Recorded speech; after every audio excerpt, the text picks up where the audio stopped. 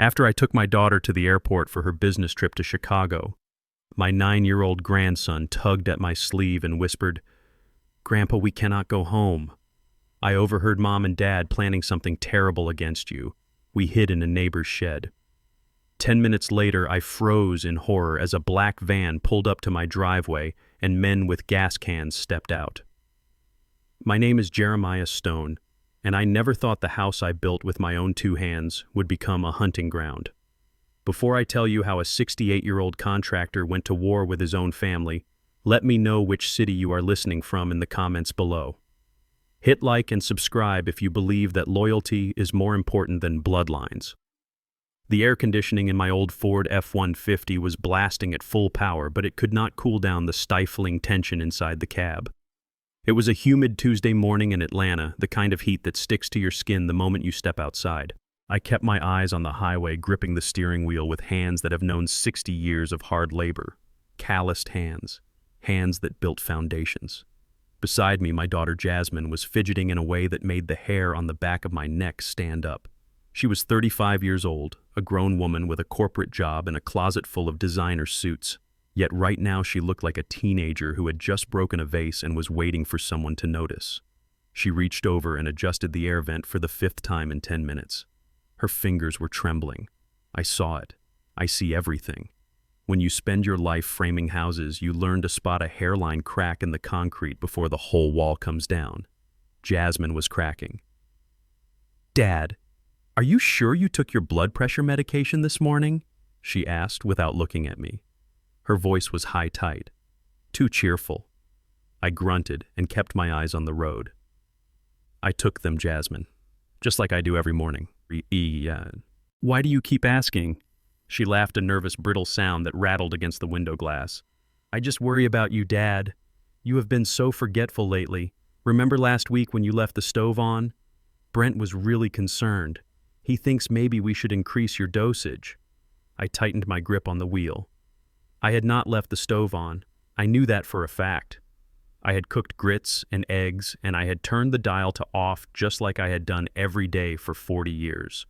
But when I came back into the kitchen, the gas was hissing. Brent had been the only other person in the house. But I did not say that. I learned a long time ago that accusing a man like Brent Miller of anything only makes him smile that oil-slick smile of his. "I am fine, Jasmine," I said, my voice rough like gravel. "My mind is sharp. Do not let that husband of yours tell you otherwise." Jasmine went silent, but her hands kept moving, twisting the leather strap of her expensive handbag. The smell of her perfume was overpowering, filling the truck and masking the scent of old coffee and sawdust that usually comforted me. It smelled like money. It smelled like guilt. She cleared her throat again. "Oh, by the way, did you sign those papers Brent left on the counter? The updates to your life insurance policy. He said it was urgent just to make sure the beneficiaries are up to date. You know, with the market being so volatile and everything." I glanced at her sideways. Beneficiaries. That was the 3rd time this week they had brought up insurance or the deed to the house. I built that Victorian-style house in the suburbs when Jasmine was just a baby. I laid every brick. I sanded every floorboard. Now that the neighborhood was gentrifying and property values were skyrocketing, it seemed my son-in-law had developed a sudden, intense interest in my estate planning. I signed them. I lied. I had not signed a damn thing. I had burned them in the fireplace the night before, but Jasmine did not need to know that. Not yet. She let out a breath she had been holding and her shoulders slumped. "Good. That is good, Dad. It is just for your protection. We just want you to be safe." Safe. The word hung in the air, heavy and false. I looked in the rearview mirror at my grandson Leo sitting in the back seat. He was staring out the window, watching the highway blur by. He had his headphones around his neck, but he was not listening to music. He was biting his lip so hard it was turning white. Leo was a smart kid, sharp as a tack, with eyes that missed nothing. He had my eyes. Usually he would be chattering about his video games or asking me when we could go fishing again. Today, he was silent. He looked like a soldier marching to a funeral. We pulled up to the departures terminal at Hartsfield-Jackson International Airport. The chaos of travelers' cars honking and shuttles screeching usually annoyed me, but today it felt like a distraction from the coldness inside my truck. I put the truck in park and turned to Jasmine. Well, here we are. Chicago for 3 days, right? She nodded too quickly. Yes, big presentation. Major clients. I will call you when I get to the hotel, Dad. Make sure you lock the doors tonight. Brent said he might be working late, so you will have the house to yourself. I got out and walked around to grab her suitcase from the truck bed. It was heavy, heavier than it should be for a 3-day trip. I set it down on the curb. Jasmine stood there in her pristine white coat looking at me. For a second, just a split second, I saw a flash of the little girl I used to carry on my shoulders. I saw fear, genuine, terrified fear in her eyes. She stepped forward and hugged me. It was a fierce, desperate hug. She squeezed me so hard my ribs ached. She buried her face into my shoulder and I felt her shaking. "Take care of yourself, Daddy," she whispered. Her voice broke. "Please just go to sleep early tonight. Do not wait up." Before I could ask her what was wrong, she pulled away. She put her sunglasses on, immediately covering her eyes, a mask sliding back into place. She turned to Leo, who had climbed out of the back seat. "Be a good boy for Grandpa Leo," she said, but she did not hug him. She barely touched his shoulder. She looked like she could not bear to make contact with him. "Listen to everything he says." She grabbed the handle of her suitcase and turned toward the sliding glass doors without looking back. She walked fast, like she was running away from a crime scene. I watched her go, feeling a pit open up in my stomach. Something was wrong. Something was terribly, fundamentally wrong. I saw her stop just inside the automatic doors. She pulled her phone out. I have 20/20 vision even at 68. I saw her thumbs flying across the screen. Then she looked back at us one last time through the glass before disappearing into the crowd. My phone buzzed in my pocket. It was a notification from the family tracking app Jasmine insisted we all install for safety. Jasmine has turned off location services. "Come on, Leo," I said, trying to keep my voice steady. "Let's get you some ice cream on the way home." Leo did not move. He was standing on the curb, staring at the spot where his mother had vanished. His small hands were clenched into fists at his sides. He looked pale. His skin, usually a warm golden brown, looked ashy and gray. "Leo," I said, stepping closer. "You okay, son?" He looked up at me, and his eyes were wide, swimming with tears. He opened his mouth to speak, but nothing came out. Then he doubled over and retched. I dropped to my knees instantly, ignoring the pain in my bad knee. "Leo." I grabbed his shoulders as he heaved, dry heaving mostly, like his body was trying to expel a poison.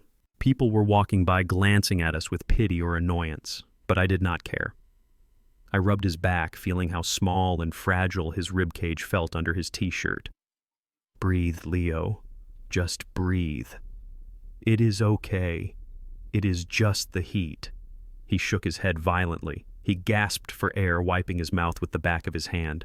He grabbed my sleeve. He gripped the rough denim of my work jacket so hard his knuckles turned white. He pulled me closer until my ear was right next to his mouth. "Grandpa," he whispered, and his voice was trembling so much I could barely hear him over the roar of a passing bus. "Grandpa, we can't go home." I froze. I pulled back slightly to look at him. "What are you talking about, Leo?" He looked around frantically, scanning the crowd, scanning the line of cars, dropping people off. He looked like a hunted animal. "Mom is lying," he hissed, tears finally spilling over his cheeks. "She is not going to Chicago. She is coming back." I heard them last night. I was hiding on the stairs. They thought I was asleep. My heart stopped beating. It felt like a cold stone in my chest. "What did you hear, Leo? Tell me exactly what you heard." Leo swallowed hard. Dad told Mom that tonight is the night. He said the papers are ready. He said tonight is the bonfire. He told Mom to pack everything she cared about because there won't be anything left by morning." The world seemed to tilt on its axis. The noise of the airport faded into a dull buzz. Bonfire, the papers, the insurance, the missing stove knob, the pills. The puzzle pieces slammed together in my mind, forming a picture so ugly I wanted to close my eyes and deny it. Leo continued his words, tumbling out in a rush. "Mom was crying. She said she didn't want you to get hurt. Dad said you wouldn't feel a thing because Dr. L gave him the special medicine. He said you would fall asleep and just never wake up when the fire starts." I stood up slowly, pulling Leo up with me. My blood was boiling, but my mind turned ice cold. This was the contractor mode. This was the problem-solving mode. When a wall is load-bearing and it is about to collapse, you do not panic. You brace it.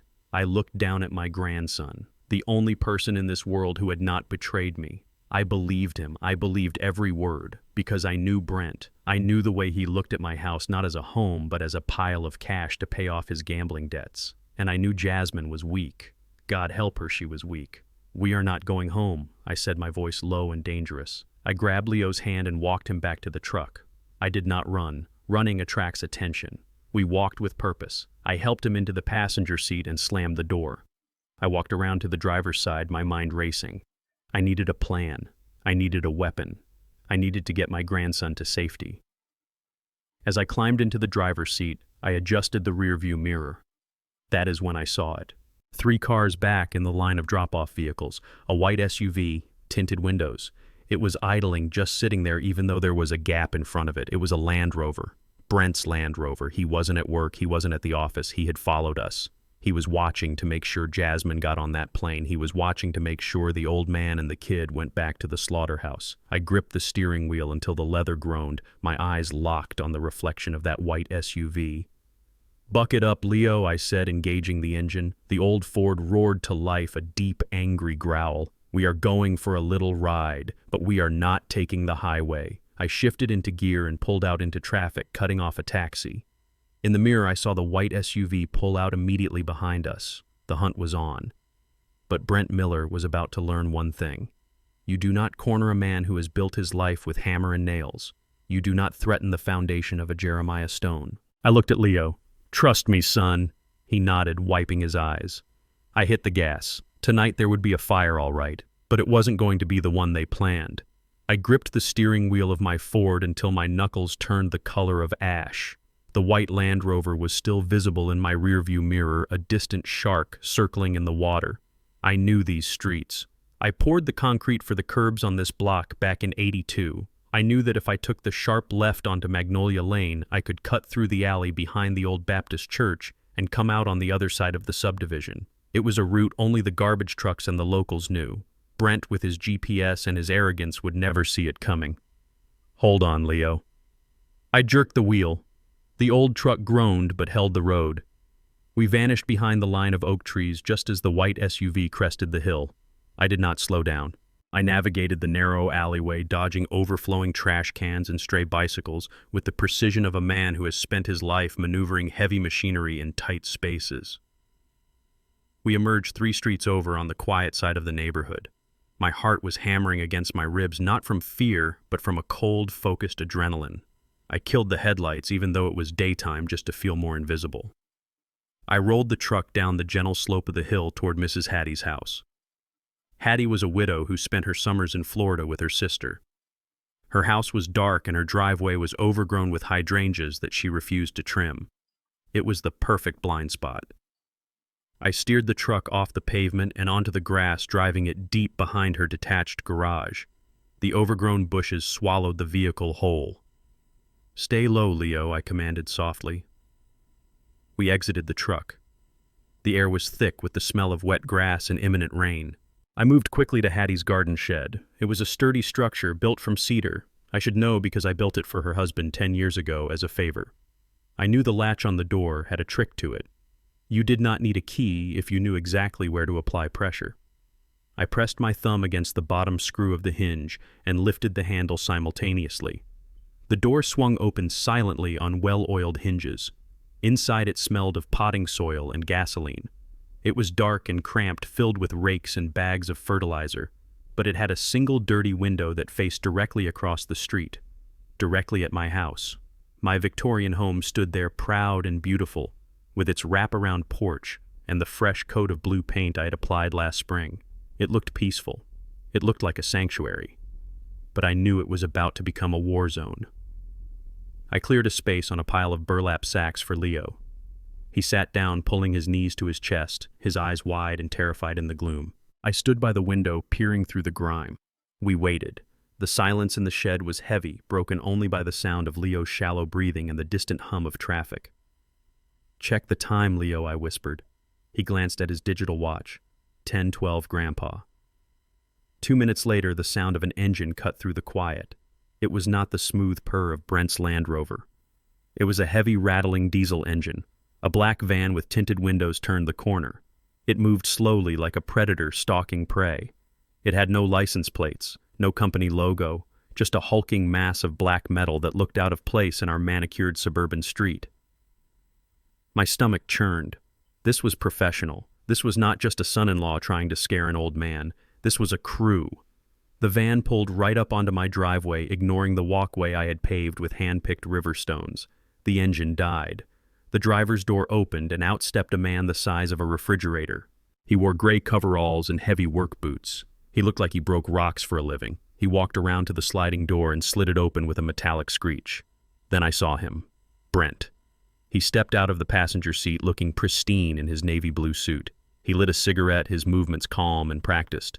He looked at my house not with love or respect, but with the calculating gaze of an appraiser. He flicked ash onto my driveway. 2 more men emerged from the back of the van. One was carrying 2 large red jerry cans.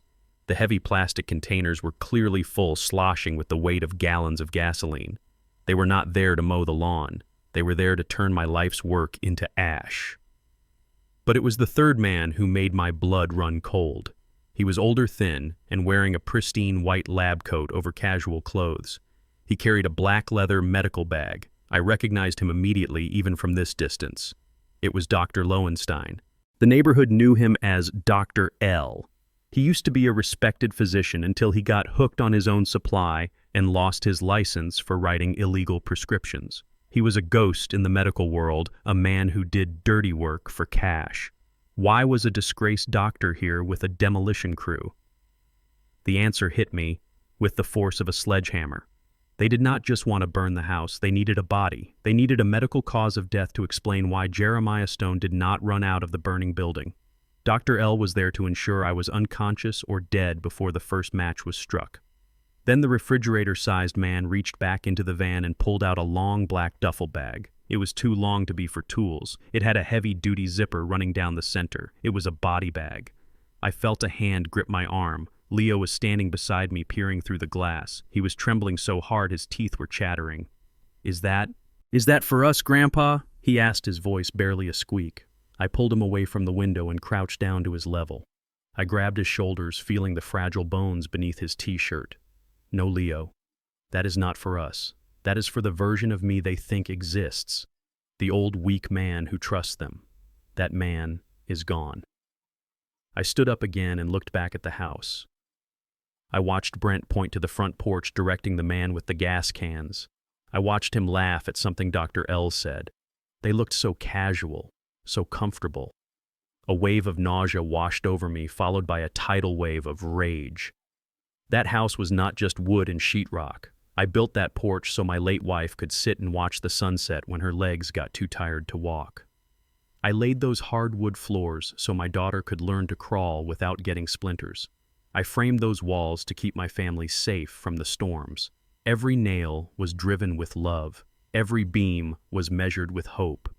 And this man I had welcomed into my family, this man who ate at my table and drank my wine, he was going to burn it down. He was going to erase 40 years of history for an insurance check. He treated my legacy like it was nothing more than kindling wood. He thought I was senile. He thought I was a burden. He thought I was just a black man who had gotten lucky and did not deserve the land he stood on. He underestimated the man who built the foundation he was standing on. I watched the man with the gas cans move toward the side of the house where the gas meter was located. He was going to rig it, make it look like a leak, a tragic accident. Old Man Stone forgot to turn off the stove. Old Man Stone blew himself up. My breathing slowed. The fear evaporated, leaving behind a cold, hard resolve. I was not a victim. I was a contractor. I knew how things were built, and I knew how to take them apart. I knew that house better than I knew the back of my own hand. I knew its secrets. I knew the wiring. I knew the plumbing. And I knew exactly how to turn their trap against them. I looked at Leo. His eyes were wide, filled with terror, but looking to me for salvation. "Leo," I said, my voice sounding strange to my own ears, flat and metallic. "Do you remember the game we used to play? The one where we pretended the floor was lava?" He nodded slowly. "We are going to play a new game tonight," I said, reaching into my pocket for my smartphone. "It is called The Ghost in the Machine." I unlocked my phone and opened the smart home app I had installed 6 months ago. The app that controlled the sprinklers, the lights, the locks, and the security system. Brent thought those were just fancy gadgets for convenience. He did not know that I had wired the entire property to be a fortress controlled from the palm of my hand. I saw on the screen that the front door smart lock was engaged. I saw the motion sensors triggering as they walked up the path. "They want a fire," I whispered, tapping the screen. "Let's give them a flood first." I looked at the heavy man carrying the body bag toward my front door. He was struggling with the weight of it even though it was empty. He expected to fill it soon. "I am not going in that bag," I vowed silently. I turned to Leo. "Stay here. Do not make a sound. Grandpa has to go to work." I did not have my tool belt. I did not have my hammer. But looking at those men desecrating my sanctuary, I realized I didn't need them. I had the element of surprise. I had the rage of a father betrayed, and I had the high ground. The sun dipped lower, casting long shadows across the street. From the darkness of the shed, I watched my executioners prepare the stage. They thought they were the hunters. They had no idea they had just walked into the lion's den. I pressed the button on my phone. I sat on an overturned bucket in the dim light of Mrs. Hattie's shed and pulled the orange prescription bottle from my jacket pocket. The label had my name on it, Jeremiah Stone. It said, lisinopril, 20 milligrams to be taken once daily for high blood pressure. I had stared at this bottle every morning for the past 3 months, trusting the label, trusting the doctor, and trusting my daughter who picked up the refills. Jasmine always insisted on handling my medications. She said it was the least she could do since I did so much for her. I used to think it was love. Now, looking at the plastic container in the gloom, I realized it was a leash. For months, I had been feeling like my head was wrapped in cotton wool. I would walk into a room and forget why I was there. I would lose my keys only to find them in the refrigerator. I would fall asleep in my chair at 6 in the evening and wake up 12 hours later feeling like I had been hit by a truck. Brent made jokes about it at Sunday dinner. He would say things like, "Looks like the hard drive is failing, Grandpa," or "Maybe it is time to look at assisted living facilities before you hurt yourself." I had started to believe him. I had started to doubt my own mind, the mind that could calculate the load-bearing capacity of a steel beam in seconds. I thought I was losing myself to the same dementia that took my father. But as I poured the pills into my rough palm, I saw the truth. They were capsules, blue and white capsules. I remembered the doctor telling me years ago that my blood pressure medication was a small pink tablet. I had asked Jasmine about the change 2 months ago. She told me the pharmacy switched suppliers and that it was the generic version. I believed her. Why would I not believe the girl I taught to ride a bike? I took one of the capsules and pulled it apart. It was easy. Too easy.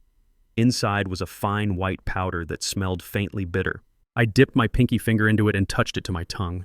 My tongue went numb almost instantly. This was not blood pressure medicine. This was a sedative, a strong one.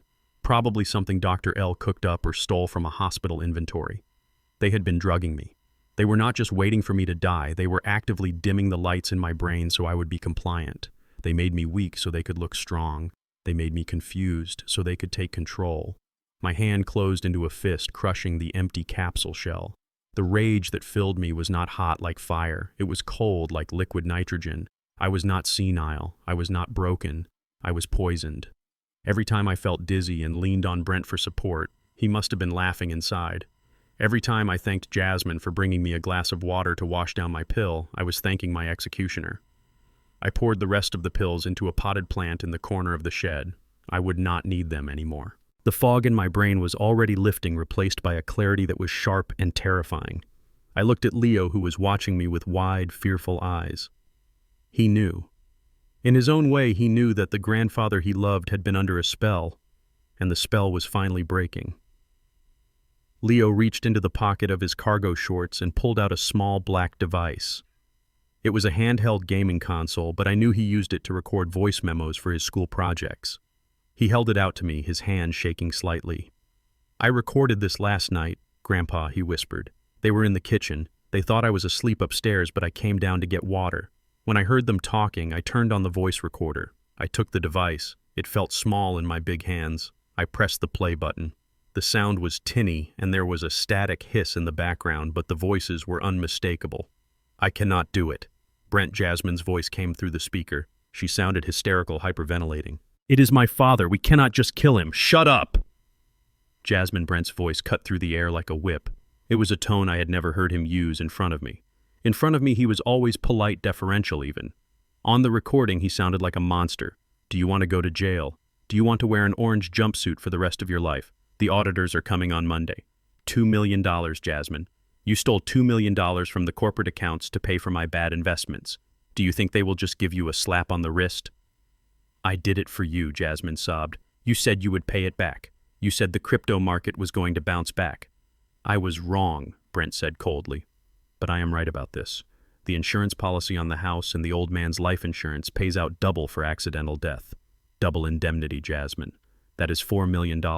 That covers the debt and leaves us enough to start over in Europe. But it has to happen tonight.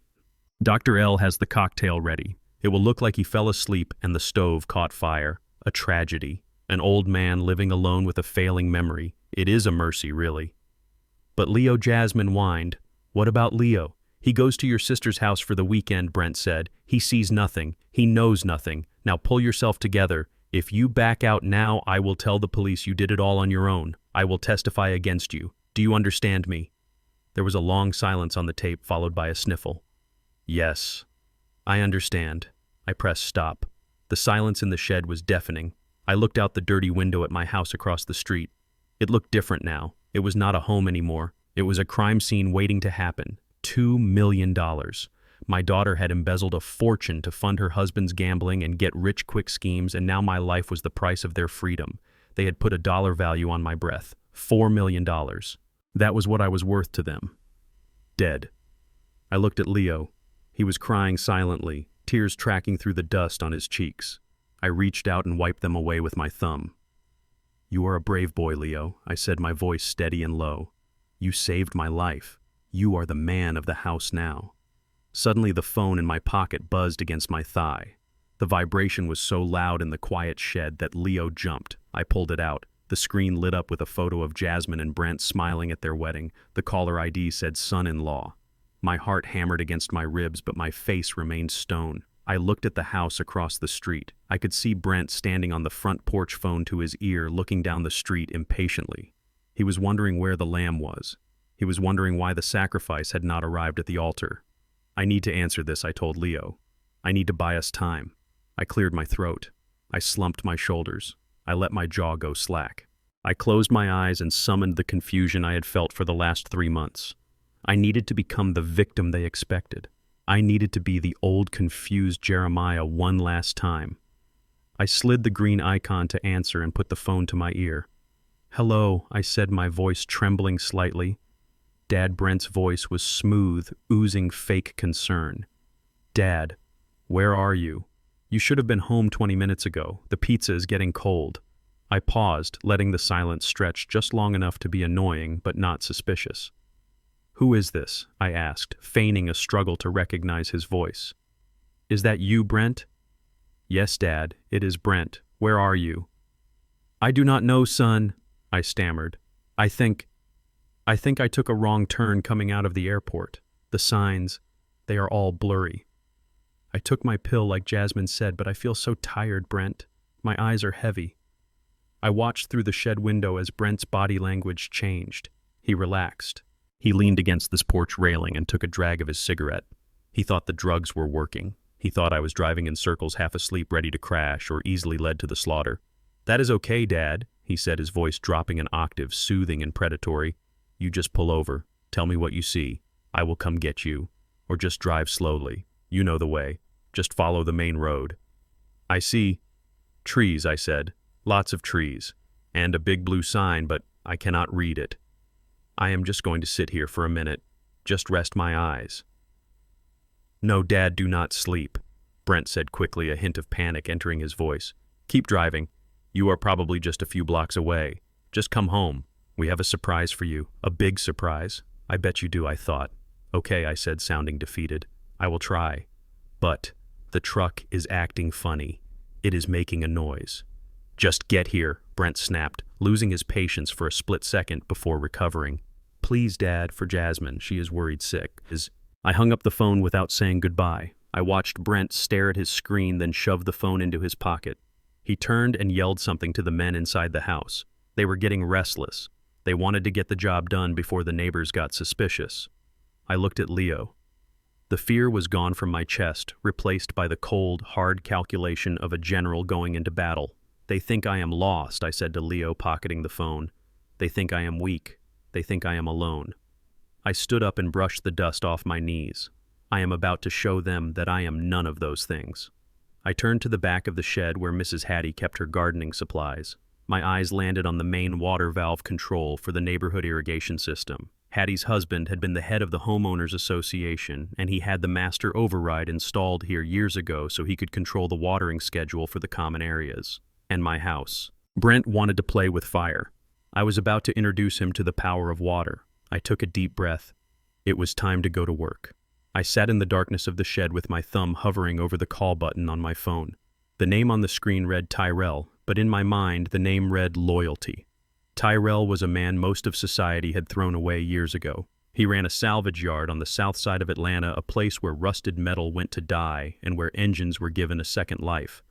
It was fitting, because Tyrell was just like those engines. 10 years ago, he was a skinny kid trying to strip copper wire from one of my construction sites to pay for his mother's rehab. I could have called the police. I could have sent him to a cell that would have swallowed his future whole. Instead, I handed him a pair of wire cutters and told him if he wanted metal, he had to work for it. Now he owned the biggest scrap yard in the county, and he called me Pops. I pressed the call button. He answered on the first ring. The background noise was the screech of a metal crusher and the barking of guard dogs.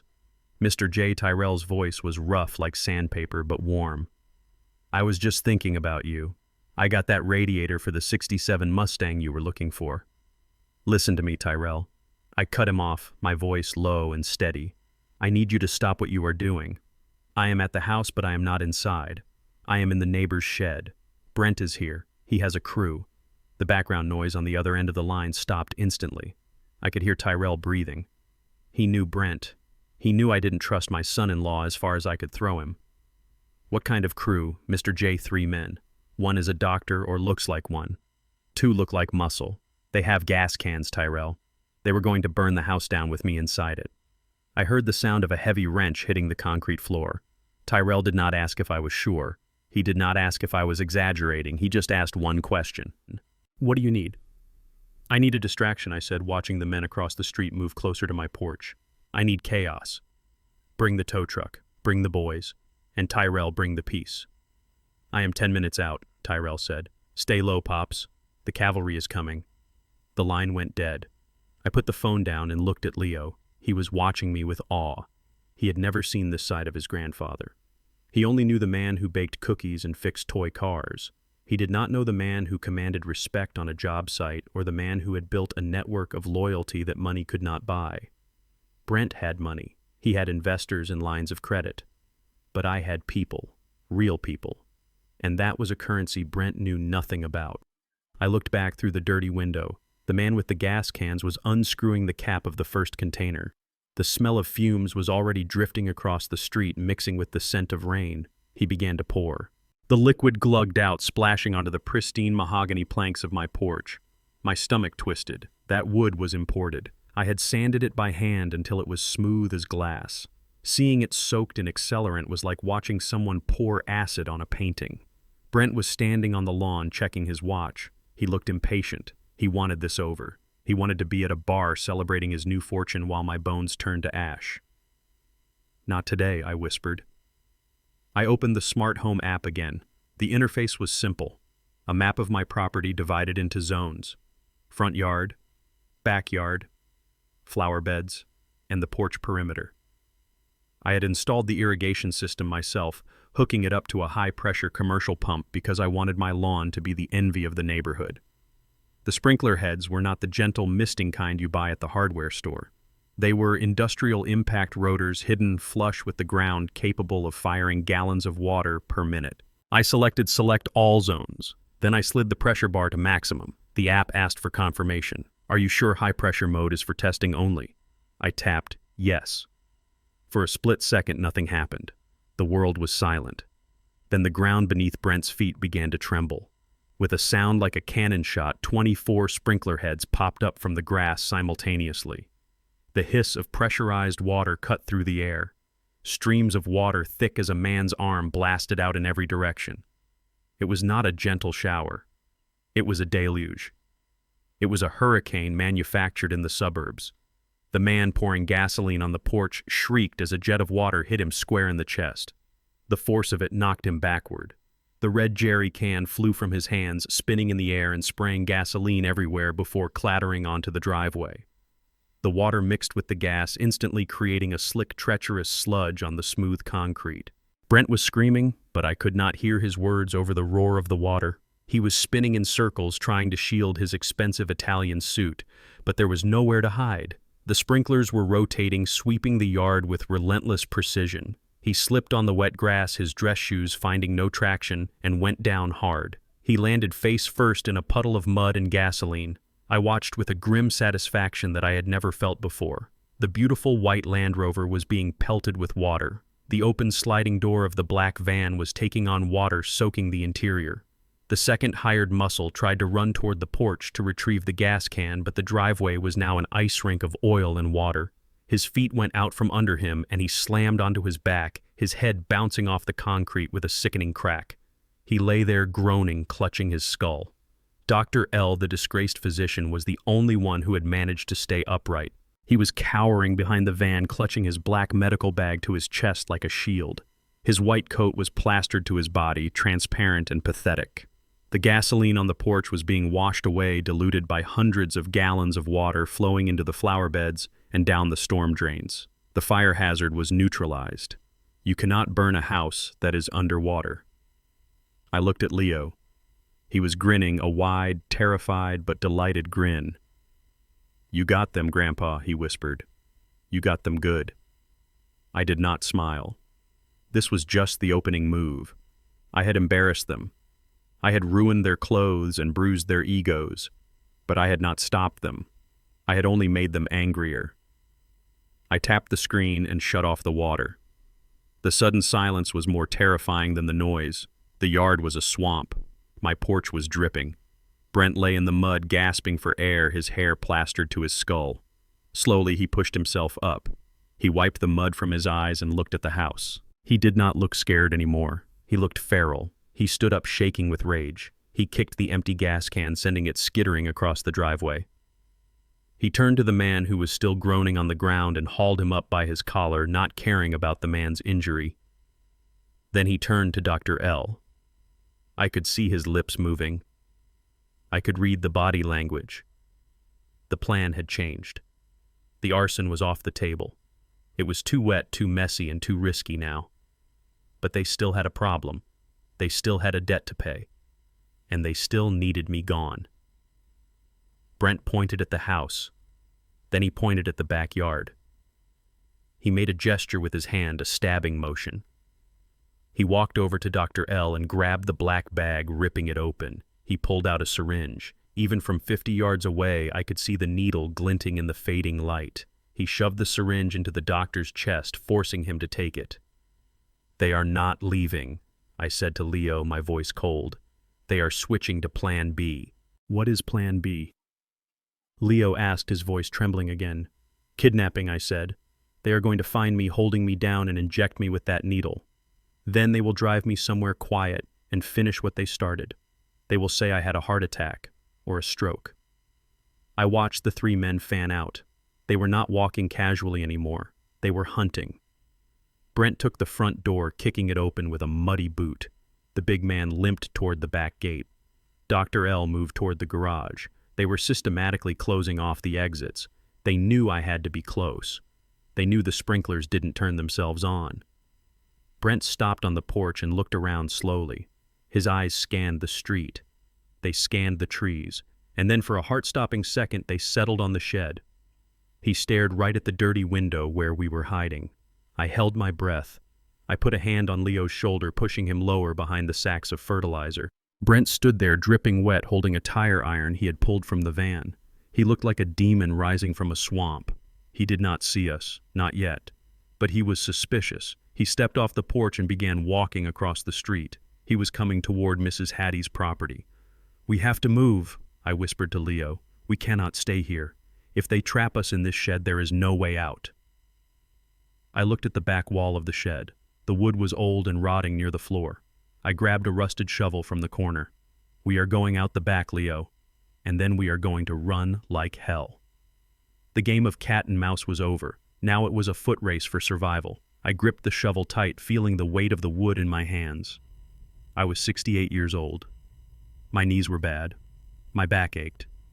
But as I watched the man who threatened my grandson walking toward us, I felt a surge of strength that defied age. I was not just a grandfather. I was a stone. And stones do not break. The neon sign of the Starlight Motel flickered with a dying buzz, casting a sickly yellow light over the cracked asphalt of the parking lot. It was the kind of place you went when you wanted to disappear, or when you had nowhere else to go.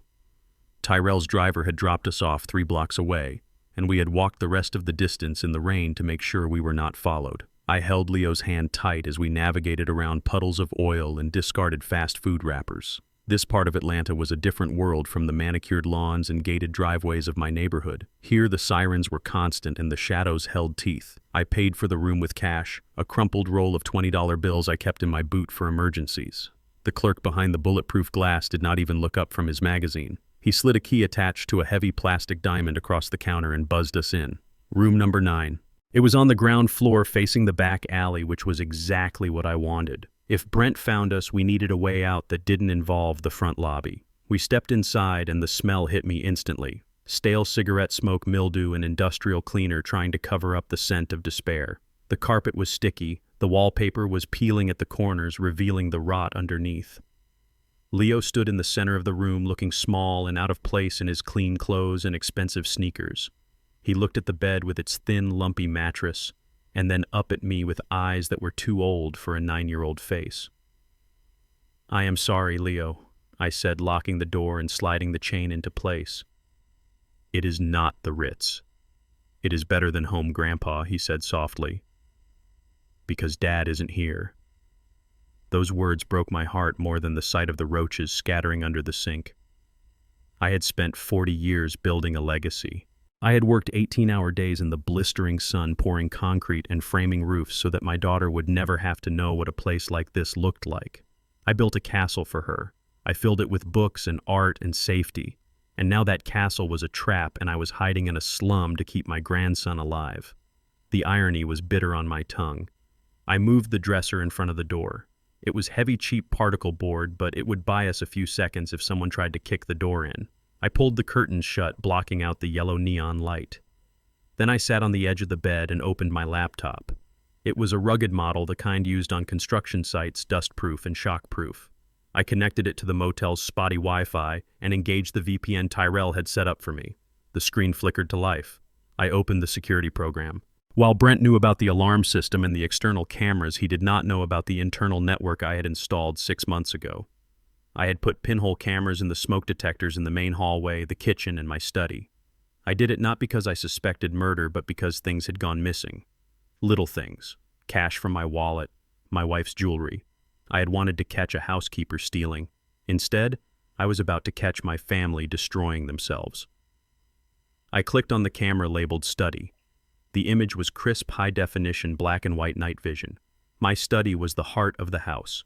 It was where I designed my blueprints. It was lined with mahogany bookshelves I had built myself. In the center of the room, behind a large painting of the Atlanta skyline, was the wall safe. The room was empty for a moment. Then the heavy oak door flew open. Jasmine stumbled into the frame. She was soaking wet from the sprinklers. Her designer dress was ruined, plastering to her body. Her hair was matted against her skull. She looked frantic, like a drowning woman looking for a piece of driftwood.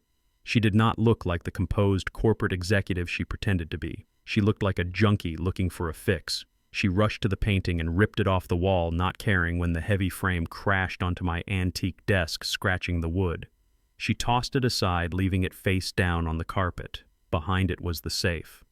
I watched her hands shake as she reached for the digital keypad. I zoomed in. I knew the code she was typing. It was 0519, May 19th. Her mother's birthday. I had given her that code 3 years ago when I had surgery. I told her that if anything ever happened to me, everything she needed was in there. The deeds, the bonds, the emergency cash. I gave her the key to my life because I trusted her. She punched the numbers in. The light on the keypad turned green. She grabbed the handle and yanked the heavy steel door open. I leaned closer to the laptop screen, my breath catching in my throat. I knew what she was expecting to see. She was expecting to see stacks of bearer bonds worth $200,000. She was expecting to see the velvet pouch containing her mother's diamond collection. She was expecting to see the deed to the lake house. She was expecting her salvation. The $2 million she needed to pay back the company she stole from was not in there, but there was enough to buy her time, enough to pay off the sharks.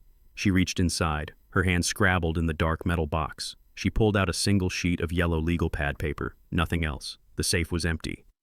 I watched the realization hit her. She froze. She dropped to her knees in front of the open safe. She reached back in, sweeping her arm around frantically as if the money might be hiding in the corners invisible to the naked eye. But steel is steel and empty is empty. I had moved everything a week ago. When I started finding the white powder in my pills, I took everything of value and moved it to a safety deposit box at a bank across town. A bank where Jasmine did not have signature authority. Jasmine pulled the paper close to her face. I knew exactly what it said. I had written it with a heavy Sharpie marker the day I emptied the safe. I know about the pills, Jasmine. I watched her read it. Her mouth opened in a silent scream. She crumbled the paper in her fist and threw it at the wall. She began to sob. It was an ugly primal sound that the microphone picked up clearly. She was not crying for me. She was not crying because her father knew she was poisoning him. She was crying because she was broke. She was crying because the money was gone and the consequences were coming. Then Brent walked into the room. He was in worse shape than her. He had stripped off his wetsuit jacket and was wearing a mud-stained dress shirt. His hair was wild. He was holding a flashlight in one hand and that tire iron in the other. He saw the open safe. He saw the empty interior. He stopped. The feral look came back into his eyes. "Where is it?" he roared. The microphone peaked with the volume of his voice. "Where is the money, Jasmine?" "It is gone," she wailed, pointing at the safe. "It is all gone." He took it. He knew Brent. He knew everything. Brent dropped the flashlight. He marched over to her. He did not look at the note. He did not care about my message. He only cared about the void where the money should be. "You stupid cow," he screamed. "You told me he was senile. You told me he didn't know what day it was." "I did not know," she sobbed, reaching for his leg. "I swear I did not know." He kicked her away. He looked at the safe again, then back at her. The veins in his neck were bulging. The desperation was turning him violent. He had gambling debts that were due tomorrow. Real debts. The kind where they do not send a collection agency, they send a man with a hammer. Without that money, he was a dead man walking. He reached down and grabbed Jasmine by her wet hair, hauling her up to her feet. She screamed, clawing at his hands. "You set me up," he hissed. "You and that old man set me up. No, Brent, please," she begged. He raised his hand and slapped her. It was a vicious, open-handed strike that echoed through the speakers of my laptop. Jasmine spun around and fell hard against the desk, knocking over a lamp. She lay there, holding her cheek, whimpering. I watched my daughter, the little girl I had raised, lie on the floor of my study, bleeding from her lip. And I felt nothing. That was the most terrifying part of the night. Not the fire, not the men with gas cans, not the chase. The scariest part was the silence in my own heart. A week ago, I would have torn the world apart to protect her. If a man laid a hand on her, I would have been at his throat before he could blink. But watching Brent hit her, watching her cower, I did not feel the urge to save her. I realized then that the daughter I loved had died a long time ago. The woman on the screen was a stranger. She was a woman who had fed her father poison for months. She was a woman who had stood by and watched while her husband planned to burn me alive.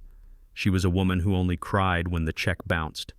She was not a victim of domestic abuse. She was a partner in crime who had just been betrayed by her accomplice. I looked at Leo. He had fallen asleep on the lumpy motel bed, exhausted by the trauma of the day. He was innocent.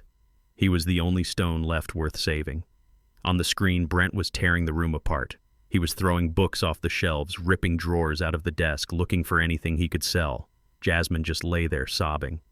I reached out and closed the laptop.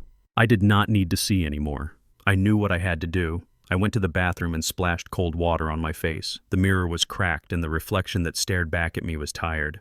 The lines on my face were deep carved by sun and worry, but the eyes were clear. The fog of the blue pills was gone completely now. I walked back into the room and sat in the chair by the window watching the shadows move in the alley. I had the evidence. I had the video of the assault. I had the recording of the conspiracy. I had them dead to rights. But jail was too easy. Jail was a roof over their heads and 3 meals a day. I wanted them to feel the cold. I wanted them to feel the fear I felt when I realized my own family wanted me dead. I wanted them to lose everything, just like they tried to make me lose everything. I took out my phone and dialed a number. It was late, but I knew he would be awake. "Abernathy," I said when the lawyer answered. "Jeremiah, I heard there was a disturbance at your place. Are you safe?" "I am safe," I said. "But they are not. Listen to me closely. I want you to freeze the accounts, not just mine, hers too, the joint account, the college fund, everything." Jeremiah Abernathy hesitated. "If we freeze the joint account, Jasmine won't be able to buy groceries. She won't have access to a dime." "I know," I said, my voice flat. "That is the point, but she is your daughter." I looked at the sleeping form of my grandson. "I have no daughter," I said. "I only have a grandson. Cut them off, Abernathy. Make them destitute. And then meet me at the precinct in the morning. I have a movie I want to show the police." I hung up the phone. Outside, the rain began to fall harder, washing the grime of the city into the gutters.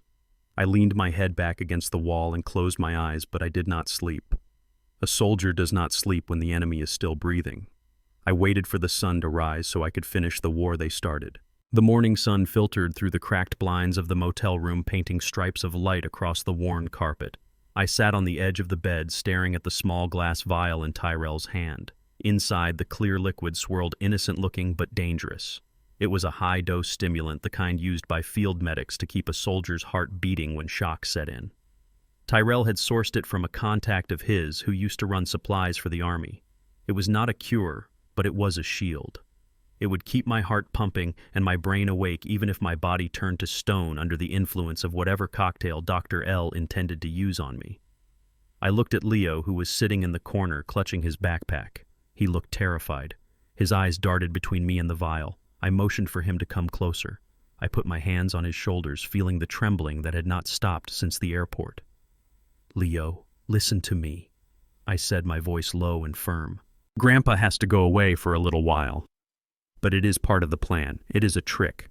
Just like a magic trick. They are going to think they caught me. They are going to think they won. But Tyrell is going to be right behind them. And you are going to be with Tyrell." Leo shook his head, tears welling up in his eyes. "Don't go, Grandpa. They will hurt you. The bad doctor has the needle. They cannot hurt me if I am ready for them, I promised." I pointed to the vial. "This is my armor. I need them to take me to where they are hiding the papers. I need them to lead me to the center of their web. We can send Brent to jail for assault, but that is not enough. I want him to go away for life. I need to prove kidnapping and attempted murder, and the only way to prove kidnapping is to let them kidnap me." Tyrell stepped forward, his face grim. He handed me the vial and a syringe. "You sure about this, Mr. J? This stuff hits hard. It is going to feel like your chest is exploding. If Dr. L gives you too much of the sedative, your heart might stop. If he gives you too little, you might wake up swinging and get yourself shot.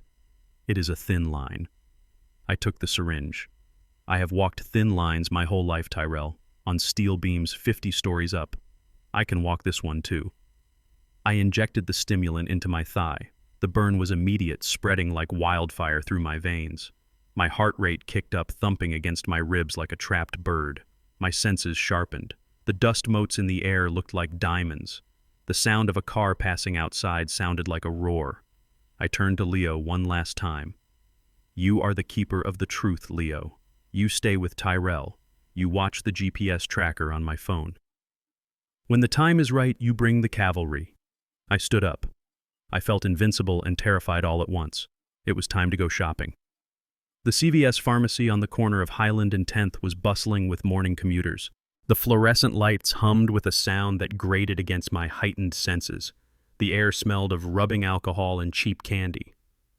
I walked down the aisles, pushing a red shopping cart that rattled with a broken wheel. I was not here for toothpaste or vitamins.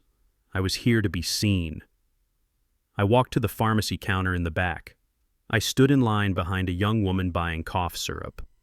When it was my turn, I handed the pharmacist my credit card. The same credit card I knew Jasmine had set up with instant transaction alerts on her phone. "I would like a bottle of aspirin," I said loud enough for the people in line behind me to hear. "And maybe some vitamins for memory loss." The pharmacist swiped the card. The machine beeped. Approved. That was the signal. Somewhere in the city, Jasmine's phone just lit up.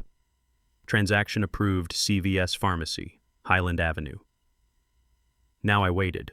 I moved to the magazine aisle near the front windows. I picked up a car magazine and pretended to read, but my eyes were scanning the parking lot. My heart was racing from the stimulant, thumping a frantic rhythm of 123, 123. I forced myself to breathe slowly. I forced my hands to stop shaking. 10 minutes passed, then 15. Just when I thought they might not come, I saw it. The black van pulled into the lot, screeching to a halt in the fire lane. It was followed closely by Brent's white Land Rover. They were not being subtle. They were desperate. They had lost the money, they had lost the house, and now they were terrified I would go to the police. They needed to silence me before I could talk. Brent jumped out of the Rover. He was wearing a fresh suit, trying to look the part of the concerned professional. Dr. L got out of the van, clutching his black bag.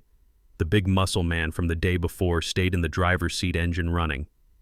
"Here we go," I whispered to myself. I dropped the magazine. I stood in the middle of the aisle, making myself an easy target. I wanted witnesses.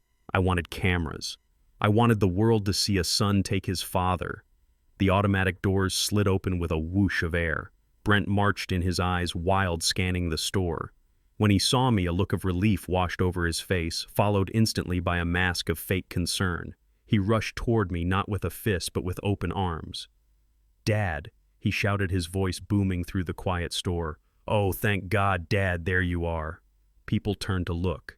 They saw a well-dressed white man running toward an older black man. They saw the look of worry on his face. They saw a family reunion.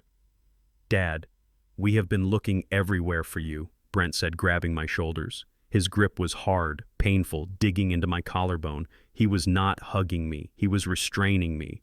"Why did you run off like that? Jasmine is sick with worry." I pulled away, playing my part. I stumbled back, knocking over a display of chewing gum. "Get away from me!" I yelled, my voice slurring slightly. "I do not know you. Leave me alone." Brent turned to the shoppers who were watching. "I am so sorry, everyone," he said, his voice trembling with fake emotion.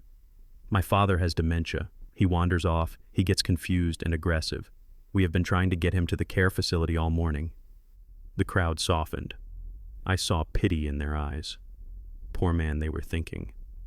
Poor son having to deal with a senile father. "I am not senile," I shouted, trying to sound desperate. "He is trying to kill me. He wants my money." Brent shook his head sadly. "See," he said to a woman nearby, "paranoia. It is the disease talking. It breaks my heart." Then Dr. L stepped forward. He looked official in his white coat. He moved with the authority of a medical professional. "Mr. Stone," he said, his voice calm and soothing, "it is time to take your medicine. You are having an episode. We need to calm you down so we can get you home." "No!" I yelled, backing up until I hit the counter. "No needles." Brent grabbed my left arm. The doctor grabbed my right. They pinned me against the display case. To the world, it looked like two men trying to help a struggling senior citizen. In reality, it was an abduction in broad daylight. "Just a little prick," Mr. Stone, Dr. L whispered. "This will help you sleep." I felt the needle pierce the skin of my upper arm. It went deep into the muscle. I felt the cold fluid being pushed into my body. Almost instantly, the floor seemed to tilt. The stimulant in my system fought back, kicking my heart into overdrive, but the sedative was powerful. It felt like a heavy wool blanket was being wrapped around my brain. My knees buckled. I tried to shout again, but my tongue felt like it was 2 sizes too big for my mouth. "Gee, get away," I mumbled. "There we go," Brent said, catching me as I slumped. He held me up, turning me toward the door. "I am got you, Dad. Let's get you to the car." My legs would not work. They dragged uselessly across the linoleum floor. I was a dead weight. I could see the faces of the customers as we passed. They were smiling sympathetically. One man even held the door open for us. "You are a good son," the man said to Brent. "It is hard work taking care of family. God bless you. If only you knew," I thought, my mind screaming while my body went limp. "If only you knew he is carrying me to my grave." They wrestled me into the back of the black van. The smell of stale smoke and antiseptic filled my nose. They shoved me onto a stretcher and strapped me down. The leather straps were tight, cutting into my wrists and ankles. Dr. L leaned over me, checking my pupils. He frowned. His heart rate is still high, he muttered to Brent. Very high. He should be out cold by now. Give him more, Brent snapped, climbing into the front seat. I do not want him waking up until we are at the facility. No, Dr. L said. Too much will kill him right here. He is paralyzed. He can hear us, but he cannot move. That is good enough. The van doors slammed shut, plunging me into darkness. The engine roared. As we pulled away, I lay there, unable to blink, unable to move a finger, trapped inside my own body. But deep inside, the stimulant was burning, keeping a small flame of consciousness alive. I was the bait, and the shark had just swallowed the hook. Now I just had to survive long enough to reel him in. The first thing that came back to me was the smell. It was not the sterile scent of a hospital with its rubbing alcohol and clean linens. It was a thick, heavy odor that coated the back of my throat like grease. It smelled of boiled cabbage, stale urine, and industrial-strength bleach trying desperately to cover up the scent of decay. I tried to open my eyes, but my eyelids felt like they were weighted down with lead. The stimulant Tyrell had given me was fighting a war against Dr. Lowenstein's sedative inside my veins. My heart was pounding a frantic rhythm against my ribs, but my limbs felt heavy and useless. I forced my eyes open a crack. The light in the room was dim, flickering from a fluorescent tube that buzzed like a dying fly. The ceiling was stained with yellow watermarks mapping out years of neglect. I was lying on a narrow metal bed, the mattress so thin I could feel the springs digging into my spine. I tried to move my hand to rub my face, and metal clinked against metal. I looked down. My wrist was cuffed to the bed rail, not with medical restraints, but with cheap steel handcuffs. I turned my head slowly, taking in my surroundings. This was not a care facility. This was a warehouse for the unwanted. The walls were painted a sickly green that was peeling in long strips, revealing gray concrete underneath. There was a window, but it was covered with heavy wire mesh and painted over so you could not see out. I could hear sounds from the hallway. Someone was screaming a rhythmic nonsense word over and over again. Another voice was sobbing. Somewhere in the distance, a television was blaring a game show at maximum volume. This was Sunnyvale. I had heard rumors about places like this. Unlicensed facilities that operated in the shadows, taking in the elderly who had no family or whose family wanted them forgotten. They took the social security checks and provided just enough food to keep the residents alive. It was a waiting room for death, and my own daughter had sent me here. A shadow fell across the bed. I looked up to see a man standing by the door. He was huge, wearing a stained white uniform that looked 2 sizes too small.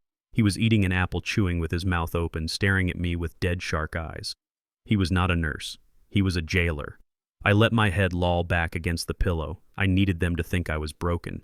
I needed them to think the drugs had won. But inside, my mind was sharpening.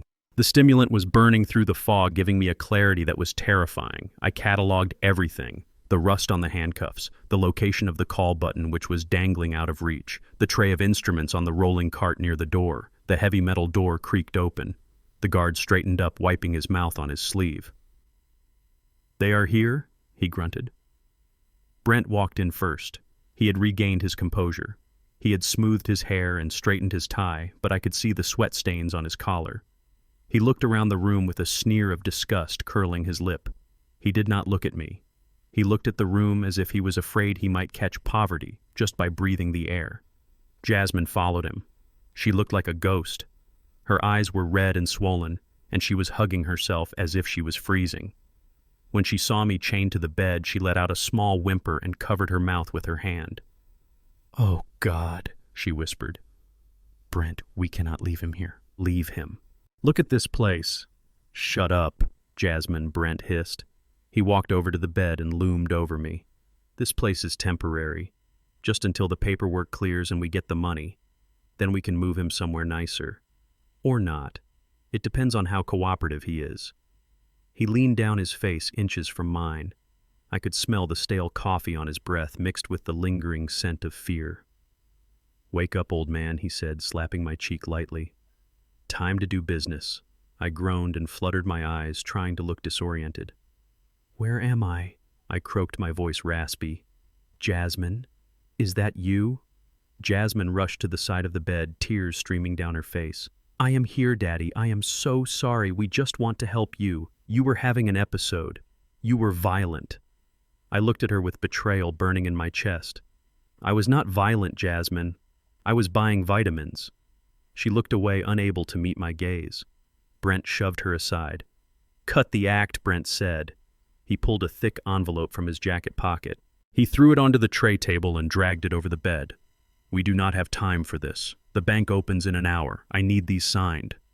I looked at the papers. The text swam before my eyes, but I focused. It was a power of attorney giving Brent full control over my assets, my property, and my medical decisions. Beneath it was a deed transfer for the house, and below that was a document authorizing the liquidation of my retirement accounts. It was a death warrant. Once I signed these, I would be worth nothing to them alive. I cannot sign this, I whispered, letting my hand tremble. This is my life.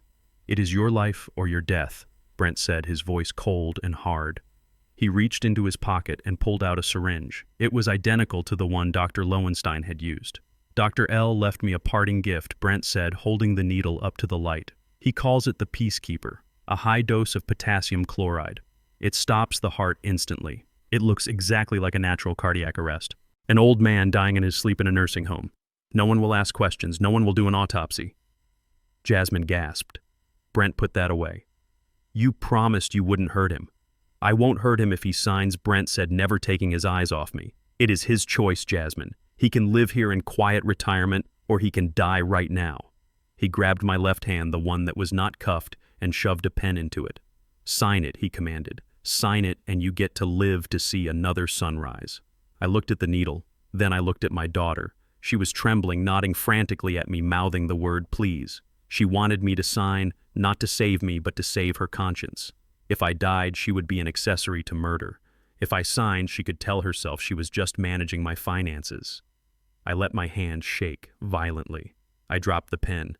I cannot hold it, I stammered. I am too weak, Brent growled in frustration. He grabbed my hand and wrapped my fingers around the pen, squeezing until my knuckles ground together. Hold it, he shouted. Do not test me, Jeremiah. I looked at the paper. The signature line was waiting. Jeremiah Stone. I took a deep, ragged breath. I needed to act fast. I needed to be smart. If I refused, he would kill me. If I signed my name, I would lose everything. But there was a third option. A builder always looks for the loophole in the contract. Okay, I whispered. Okay, I will sign. Just do not hurt me. Good, Brent said, relaxing slightly. He tapped the paper. Right there. I put the pen to the paper. My hand was shaking uncontrollably, partly from the drugs and partly from performance. I started to write. I wrote the J, then the E-R-E-M-I-A-H. I paused. Brent was watching the tip of the pen like a hawk. Keep going, he barked. I moved to the middle name. My legal middle name was Booker. It was on my birth certificate. It was on the deed to the house. It was on every bank account I owned. But I did not write Booker. Instead, I wrote Rufus. R-U-F-U-S. Rufus was the name of the blue-tick coonhound I had when Jasmine was a baby. He died when she was 5. It was a name that meant nothing to the legal system. A document signed by Jeremiah Rufus Stone was worth less than the paper it was printed on. It was a ghost signature. Jasmine was staring at the floor, sobbing quietly. She did not see it. Brent was too focused on the act of signing to read the words. He just wanted ink on the page. I finished with my last name. Stone. I let the pen trail off into a jagged line as if I had lost consciousness. Done, I whispered, dropping the pen.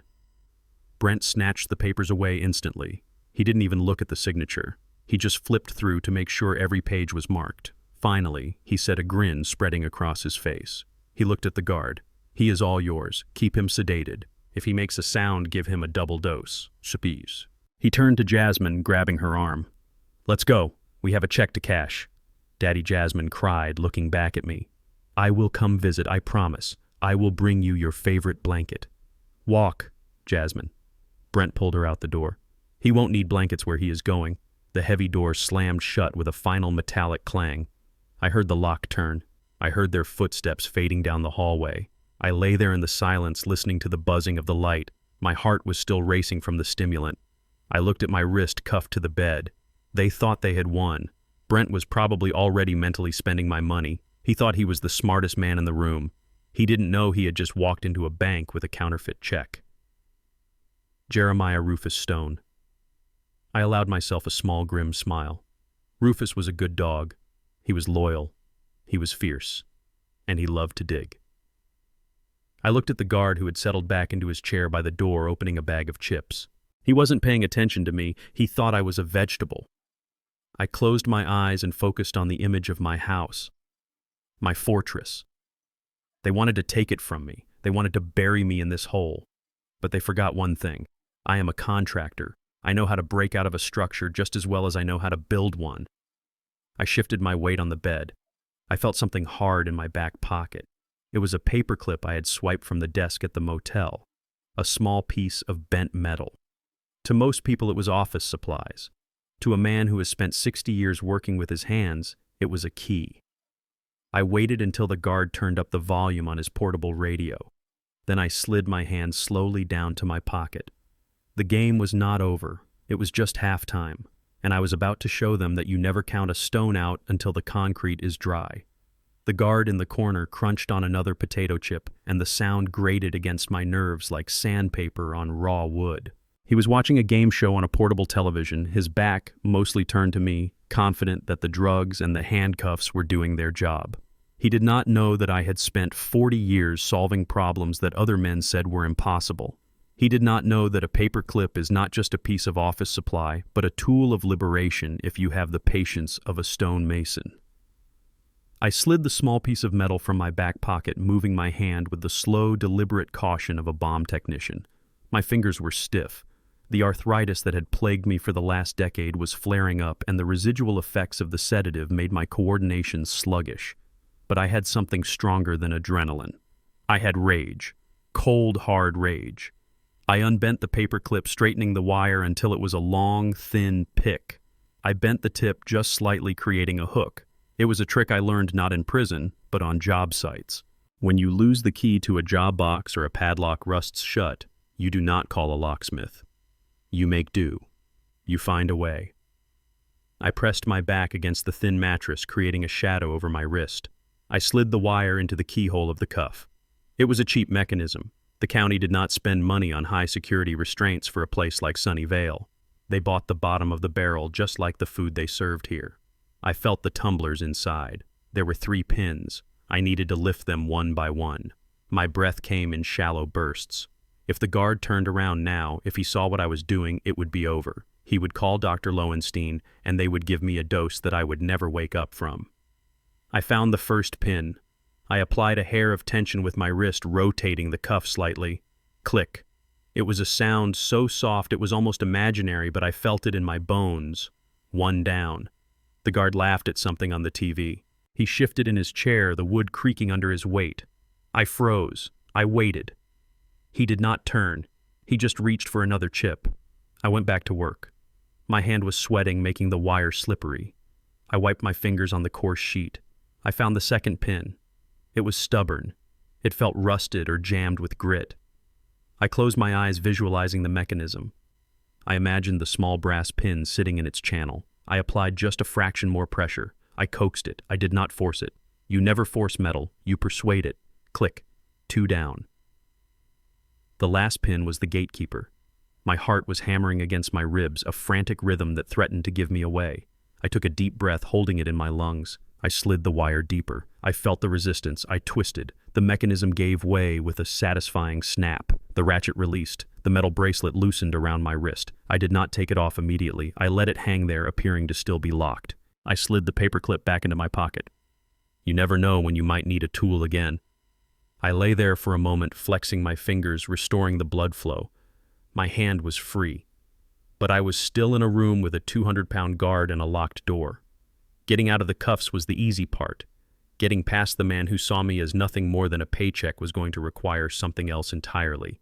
I needed him to come to me. I needed to lure him into the trap. I let out a low moan. I thrashed my legs on the bed, making the metal springs squeak loudly. I gasped for air, sounding like a man in the throes of a heart attack. Help, I croaked, my chest. The guard sighed loud and annoyed. He turned off the TV and stood up, brushing crumbs from his stained uniform. He walked over to the bed, his heavy boots thumping on the linoleum. He did not look concerned. He looked bored. "Shut up, old man," he grunted, looming over me. "The doctor said you would be groggy. Go back to sleep before I have to put you to sleep." I reached out with my free hand, grabbing his wrist. My grip was weak, shaky. "Please," I whispered. "Water." He looked at my hand with disgust. He shook me off easily. "Let go of me," he sneered. "You want water? Fine." He turned his back to me, reaching for the plastic pitcher on the rolling tray table. That was the mistake. You never turn your back on a job site, and you never turn your back on a man who has nothing left to lose. I sat up. The motion was silent. I slipped my hand out of the open cuff. The metal clattered against the bed rail, but it was too late. I grabbed the IV tubing that was hanging from the pole next to the bed. It was thick, durable plastic. I looped it around his neck in one fluid motion. He dropped the pitcher. It hit the floor with a splash, but his hands flew to his throat, clawing at the plastic noose. I pulled tight. I placed my knee in the center of his back, using his own weight against him. I did not have the strength to trade punches with a man half my age. But I understood leverage. I understood fulcrums. And right now, his neck was the lever, and my shoulder was the anchor. He thrashed wildly, crashing backward into the tray table, sending metal instruments scattering across the floor. He tried to yell, but the tube cut off his air supply, turning his scream into a gurgling choke. "I am not senile," I whispered into his ear, my voice cold and steady. "And I am not dying today." He threw an elbow back, catching me in the ribs. Pain exploded in my side, likely a cracked rib, but I did not let go. I tightened my grip. I gripped my teeth, channeling every ounce of frustration, every ounce of betrayal, every ounce of the builder's rage into my arms. This was for the house they tried to burn. This was for the lies they told. This was for my grandson hiding in a shed. The guard's struggles began to weaken. His hands slipped from the tubing. His knees buckled. I held on for 10 more seconds. And, just to be sure, I lowered him to the ground carefully. I did not want to kill him. I am not a murderer. I am just a man cleaning up a mess. I checked his pulse. It was strong. He was just unconscious. He would wake up with a headache and a story no one would believe. I rifled through his pockets. I found a ring of keys and a key card. I found a walkie-talkie. I clipped the radio to my belt. I took the keys. I stood up and looked at the door. I was out of the restraints. I was out of the bed. Now I had to get out of hell. I walked to the door and swiped the key card. The light turned green. I stepped into the hallway. It was empty, but I could hear voices at the nurse's station around the corner. I could not just walk out the front door. I needed a distraction. I needed to clear the building. I looked at the evacuation map on the wall. My eyes scanned the blueprints, instantly translating the lines and symbols into a three-dimensional model in my head. I saw the mechanical room. It was in the basement, directly below the east wing. I moved quickly, keeping to the shadows. I found the stairwell and descended. The air grew hotter and more humid as I went down. The mechanical room was unlocked. Negligence. Everywhere I looked, I saw negligence. I stepped inside. It was a jungle of pipes and boilers, the heart of the building. And I was about to give it a heart attack. I found the main hot water return line. It was a copper pipe 6 inches in diameter wrapped in insulation. I found the pressure relief valve. It was old and corroded. I grabbed a heavy pipe wrench from a workbench. It felt good in my hand. Familiar. A weapon I understood. I did not hesitate. I swung the wrench, smashing the pressure gauge. Steam hissed out a white, angry jet. Then I turned my attention to the main breaker panel. It was a mess of wires, a code violation waiting to happen. I found the main shutoff for the ventilation system. I pulled it. Then I found the fire alarm circuit. I smashed the glass on the emergency pull station next to the door. The alarm began to blare, a deafening whooping sound that echoed off the concrete walls. I turned back to the water pipe. I used the wrench to loosen the main flange. Hot water and steam exploded into the room. It was blinding. The heat was intense, instantaneous. The room filled with a thick white fog. I retreated to the stairwell, slamming the door behind me. Chaos. Above me, I heard feet running. I heard shouting. The fire alarm was doing its job. The staff was panicking. They were focused on the noise and the steam that was starting to seep into the hallways. They were not looking for an escaped patient. I climbed the stairs 2 at a time, ignoring the fire in my bad knee. I came out on the first floor near the rear exit. The hallway was filled with smoke, not from a fire, but from the steam leaking from the vents. It looked like a war zone. People were running, pushing gurneys, shouting orders. I pulled the collar of my hospital gown up to hide my face. I walked with purpose. I did not run. Running draws the eye. I walked like I belonged there, like I was just another staff member trying to escape the disaster. I pushed through the rear emergency exit doors. The cool night air hit me like a blessing. I took a deep gulp, filling my lungs with oxygen. I was in the back alley. A row of dumpsters lined the wall, and there, half a block down, idling in the shadows, was a tow truck.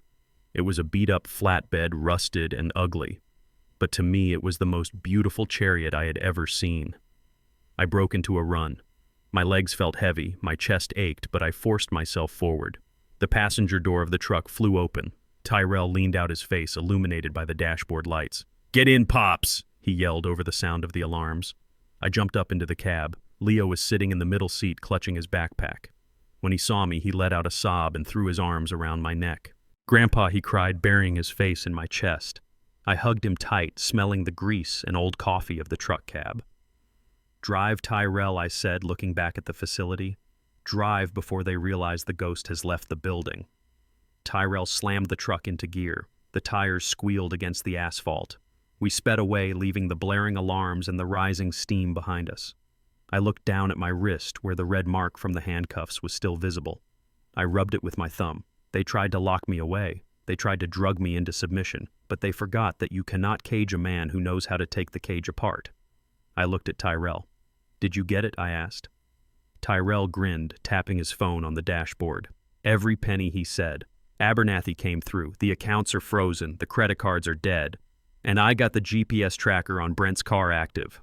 "Good," I said, leaning back against the seat. "Where to now, Pops?" Tyrell asked. I looked out the window at the passing city lights. "To the precinct," I said. "It is time to show the police a movie."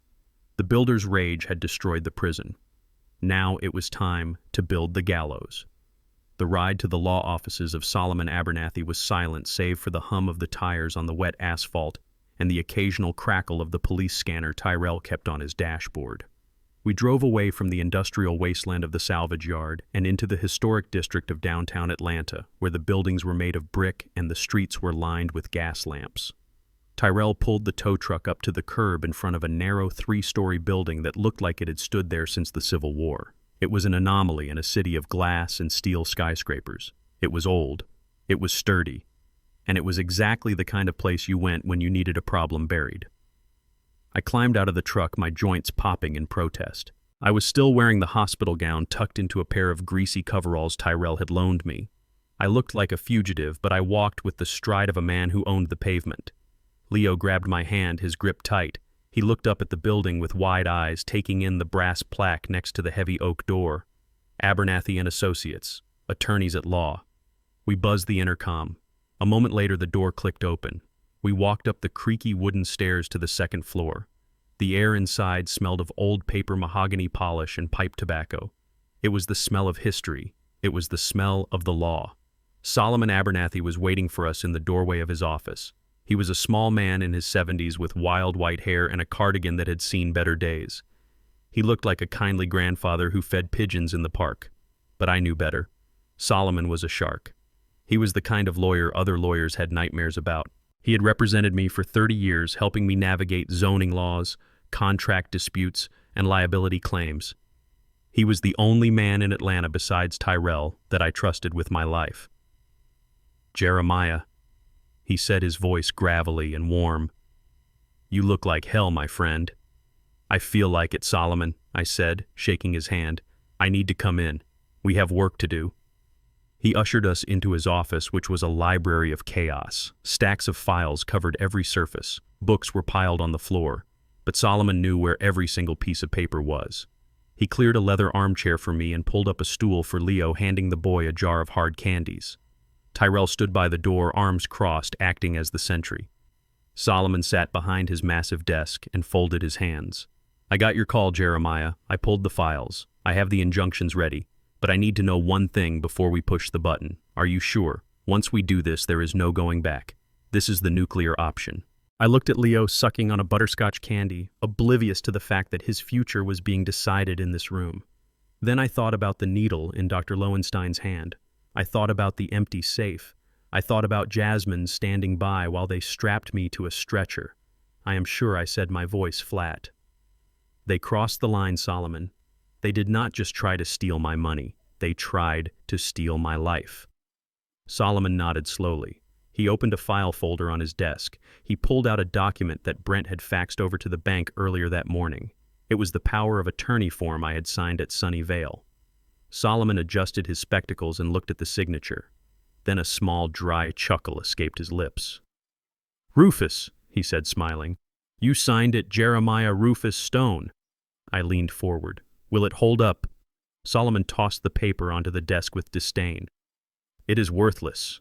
Legally, it is fraud on their part for submitting it, but it gives us the leverage we need. It proves they were acting in bad faith. But we are going to do more than just invalidate a document. We are going to choke them." He turned to his computer, a surprisingly modern machine that hummed quietly amidst the antique furniture. His fingers flew across the keyboard.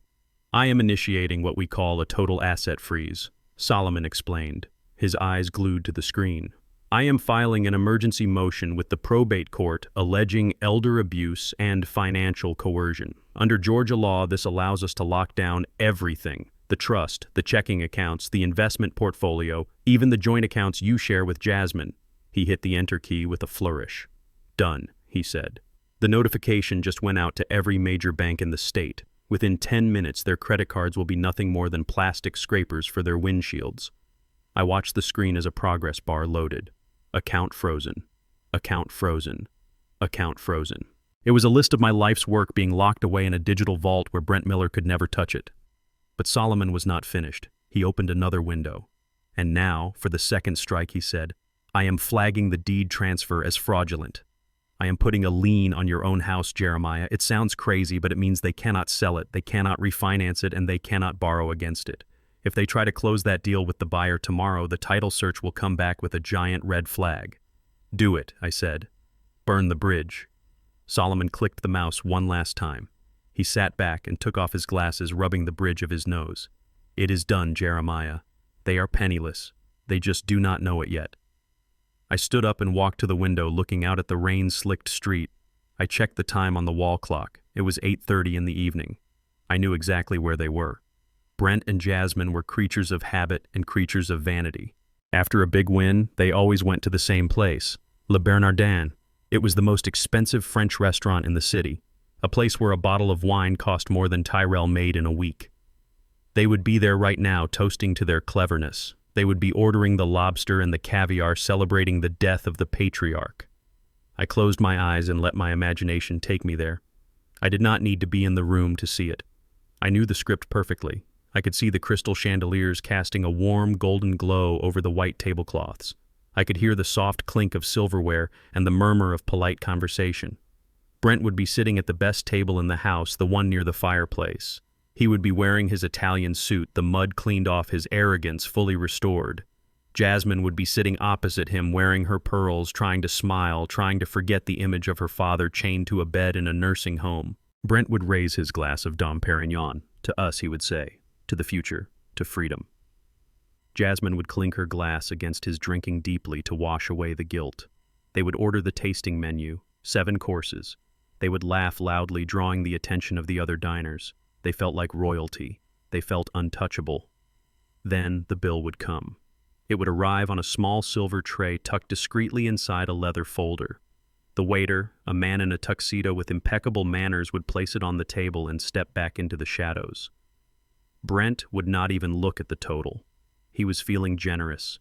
He was feeling rich. He would pull out his platinum credit card, the heavy black metal card that was supposed to signal unlimited wealth. He would drop it onto the tray with a casual flick of his wrist. The waiter would take it and walk to the terminal at the server station. I could see the waiter's face as he swiped the card. I could see the frown crease his forehead as the machine beeped. Transaction declined. He would try again. Maybe he would wipe the strip on his apron, thinking it was a smudge. He would swipe it a second time. Transaction declined. Contact issuer. He would walk back to the table, his smile a little tighter, a little less genuine. "I am sorry, sir," the waiter would say, leaning down to whisper so as not to embarrass the gentleman. The card was declined. "Perhaps you have another form of payment." Brent's face would flush red. He would laugh a loud, nervous bark. "That is impossible," he would say loud enough for the neighboring tables to hear. "There is no limit on that card. Try it again." "I tried it twice, sir," the waiter would say, keeping his voice low. "Do you have another card?"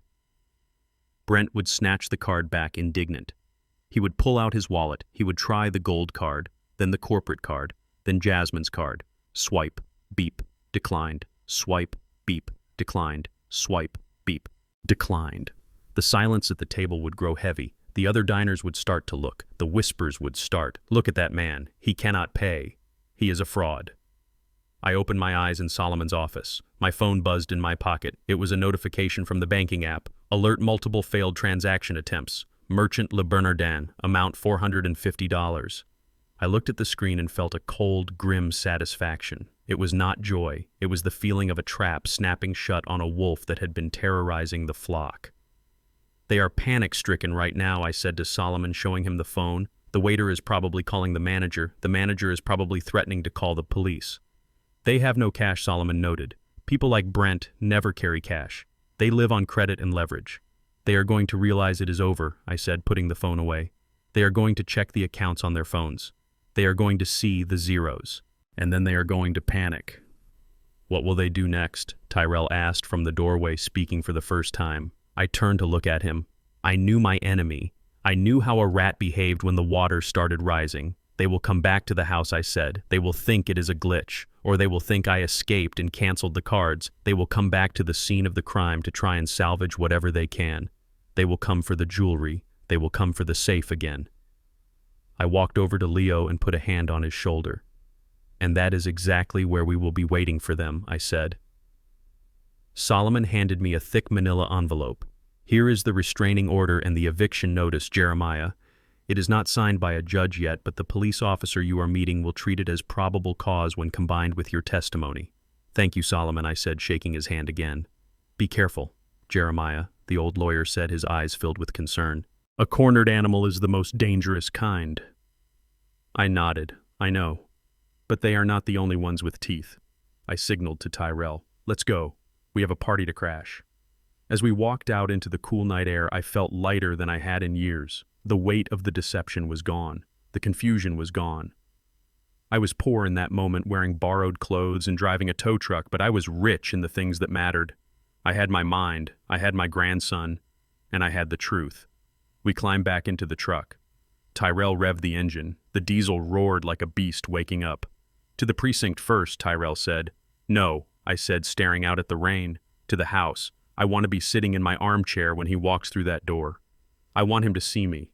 I want him to know that the house he tried to burn is still standing, and the man he tried to bury has risen. We drove into the night, heading toward the suburbs where the final act was waiting to begin. The devil's advocate had done his job. Now it was time for the judge and jury to take the stage.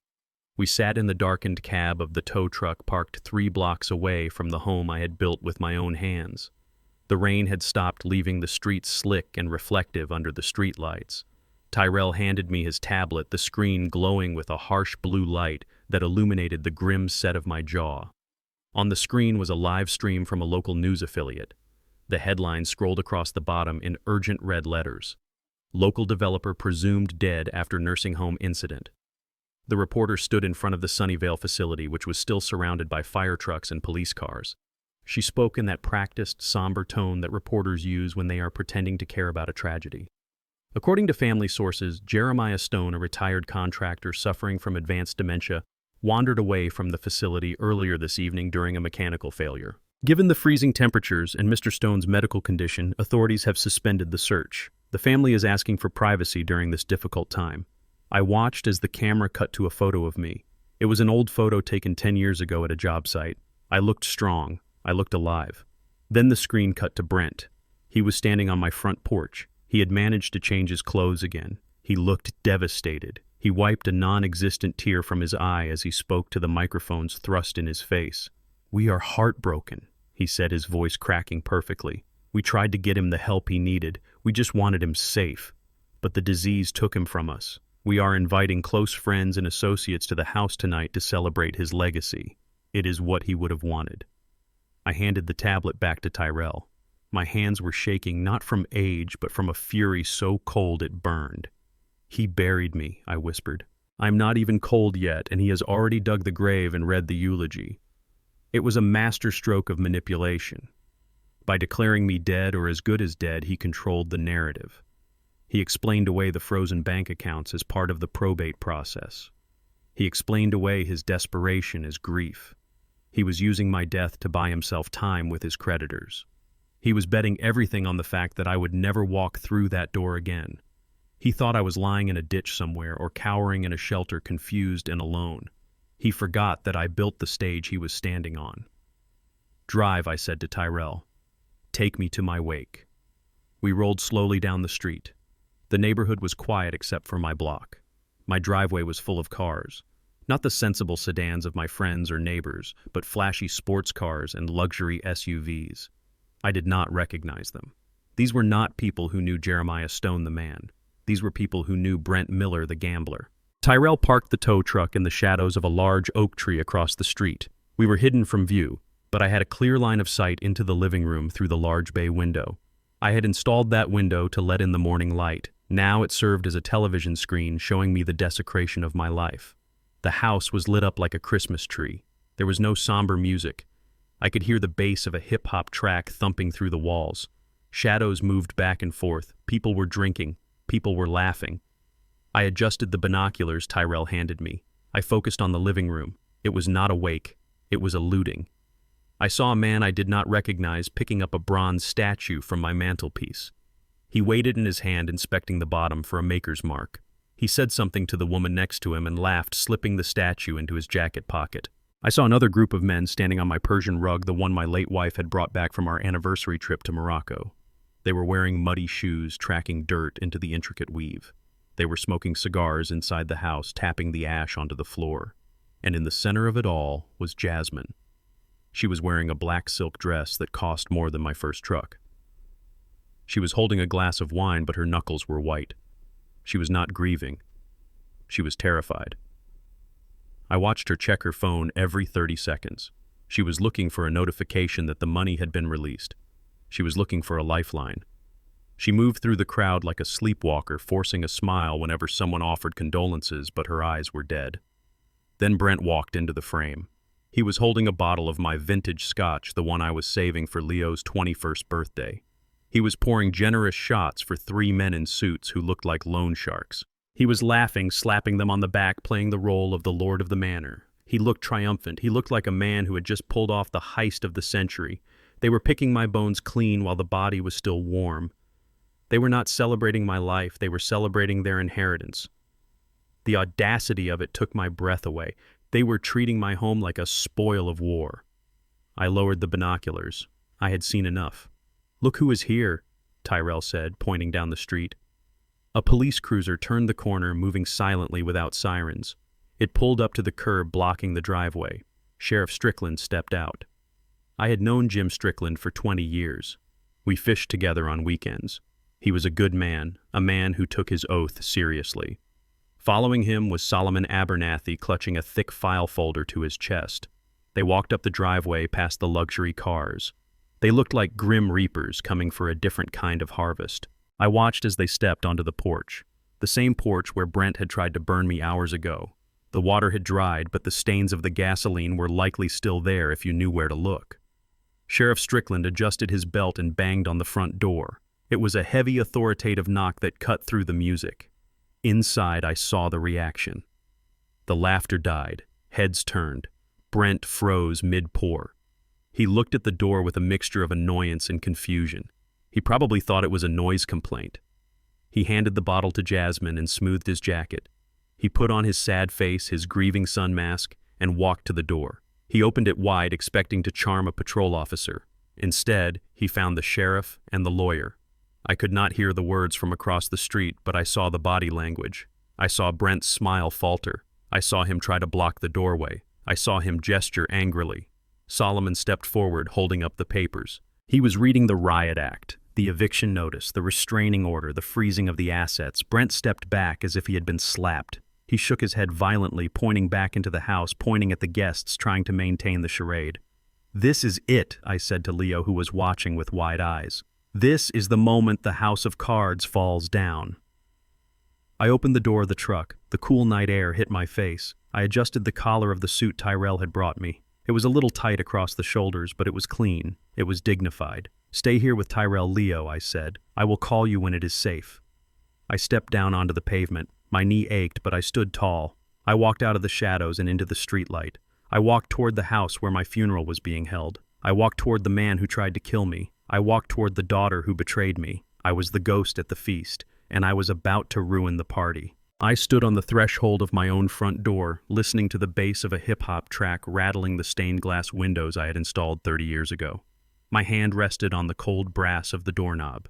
It was a handle I had turned thousands of times coming home from work, coming home from church, coming home to a family that loved me.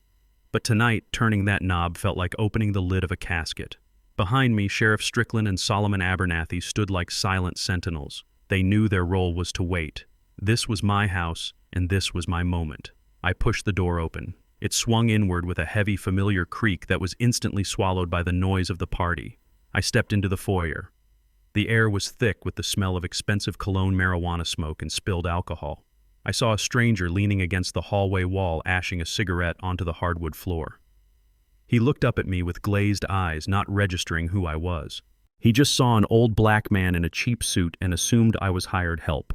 "Hey, Pops," he slurred, pointing toward the kitchen. "The ice bucket is empty. Go fill it up."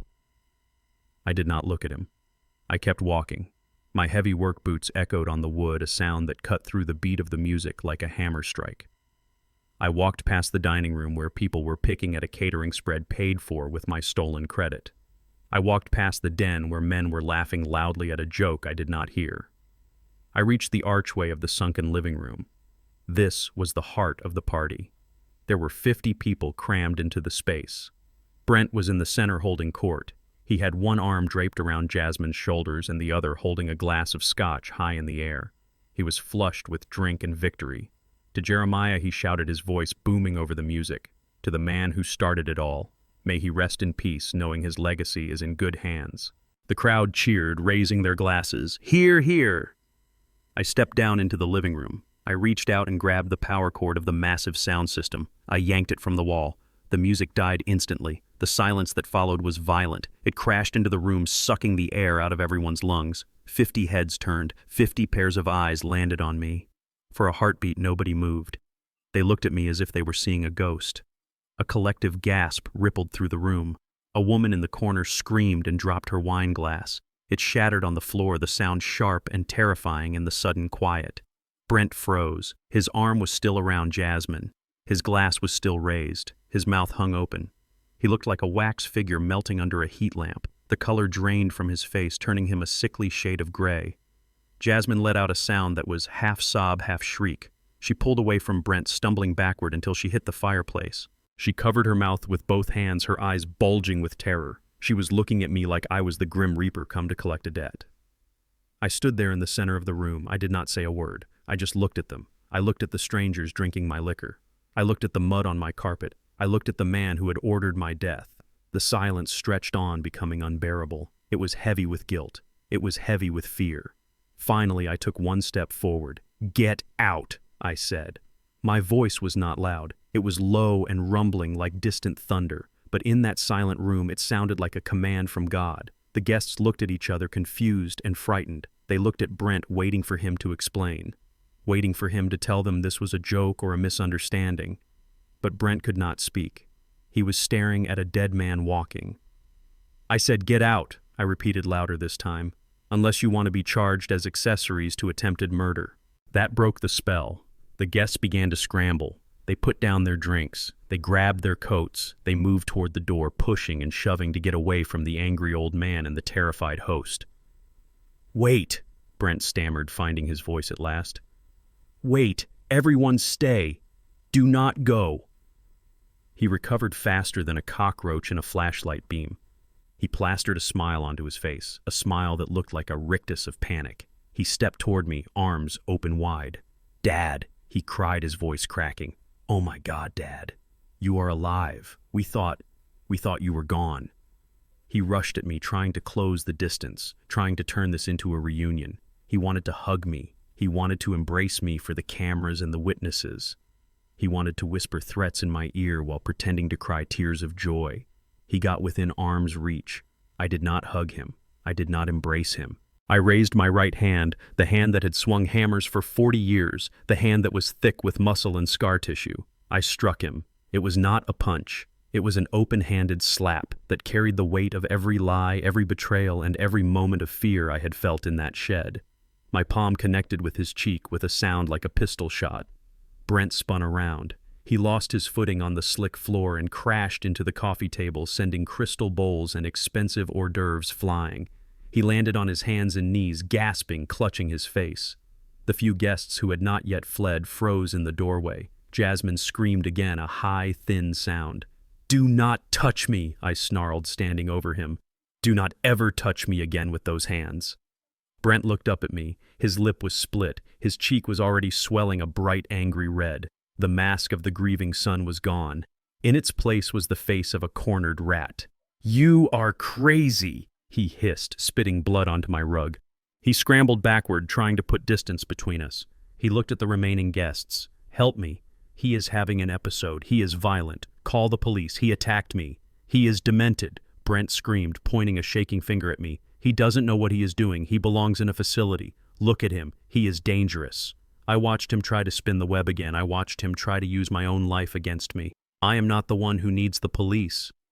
"Brent," I said, my voice calm and cold. I turned toward the hallway. Sheriff Strickland walked in. Solomon Abernathy followed him, plugging a laptop into the HDMI cable that dangled from the television. Brent's eyes darted to the sheriff. "Thank God, Sheriff. Arrest him. He just assaulted me. You saw it. He is a danger to himself and others." Sheriff Strickland did not move. He stood with his arms crossed, his face like granite. He did not look at me. He looked at Brent. "We are not here for him, Mr. Miller," the sheriff said. "We are here to watch a movie." Solomon hit a key on the laptop. The 60-inch television screen above the fireplace flickered to life. The room was dim, and the light from the screen cast long, dancing shadows on the walls. The first image was grainy night vision. It was the footage from inside the shed. Leo's small face appeared on the screen, holding the recording device. Then came the audio. It was amplified, booming through the speakers I had just reconnected. "It is my father. We cannot just kill him." That was Jasmine's voice. Clear, undeniable. "If you back out now, I will tell the police you did it all on your own." That was Brent. Jasmine collapsed onto the sofa, burying her face in her hands. Brent went pale. He looked at the screen, then at the sheriff, then at the door. He started to stand up, calculating his escape route. "Sit down," Strickland barked, his hand resting on his holster. The video changed. Now it was the footage from the CVS pharmacy. It showed Brent grabbing me. It showed Dr. Lowenstein sticking a needle in my arm while I struggled. It showed them dragging a paralyzed man out of the store. Then came the footage from Sunnyvale. Solomon had worked miracles getting the security tapes subpoenaed in record time, or perhaps Tyrell had acquired them through less legal means. Either way, there it was. Me chained to a bed. Brent squeezing my hand, forcing me to sign the papers. And finally, the climax. A video taken just minutes ago from the street showing Brent laughing, holding my scotch, toasting to my death. The guests remaining in the doorway were silent. They looked at Brent with pure disgust. These were people who worshipped money and status, but even they had lines they would not cross. Parricide was ugly. Greed was ugly. "Brent Miller, you are a monster," a woman whispered. It was one of his investors. She looked at him like he was something she had stepped in. Brent looked around the room. He saw no allies. He saw no escape. The arrogance that had sustained him, the belief that he was smarter than everyone else, crumbled into dust. "It is a fake," he screamed, his voice high and hysterical. "It is all deep fake. It is AI. The old man is trying to frame me. He is jealous of my success." I stepped closer to him. He cringed, raising his hands to protect his face. "Success?" I asked quietly. "What success, Brent? The gambling debts, the fraud, the theft." I reached into my pocket and pulled out the piece of paper Solomon had given me. I dropped it onto his lap. "You are not successful. You are homeless. And you are broke." Brent looked at the paper. It was the eviction notice. It was the bank statement showing a balance of 0.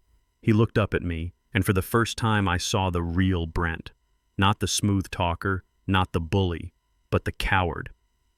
He began to cry. It was not a cry of remorse. It was the cry of a child who had been caught with his hand in the cookie jar. I turned to the crowd. "The show is over," I announced. "Go home and tell everyone what you saw here tonight. Tell them that Jeremiah Stone is not dead, and tell them that this house is not for sale." The guests turned and fled, leaving the front door wide open. The cold night air blew in, chasing away the smell of their expensive perfume. I looked at Jasmine. She was curled into a ball on the sofa, shaking. She did not look at me. She knew there was no coming back from this. She knew that the father who had protected her for 35 years was gone, replaced by a judge who had passed his sentence. I looked at Brent sobbing on the floor. "Get up," I said.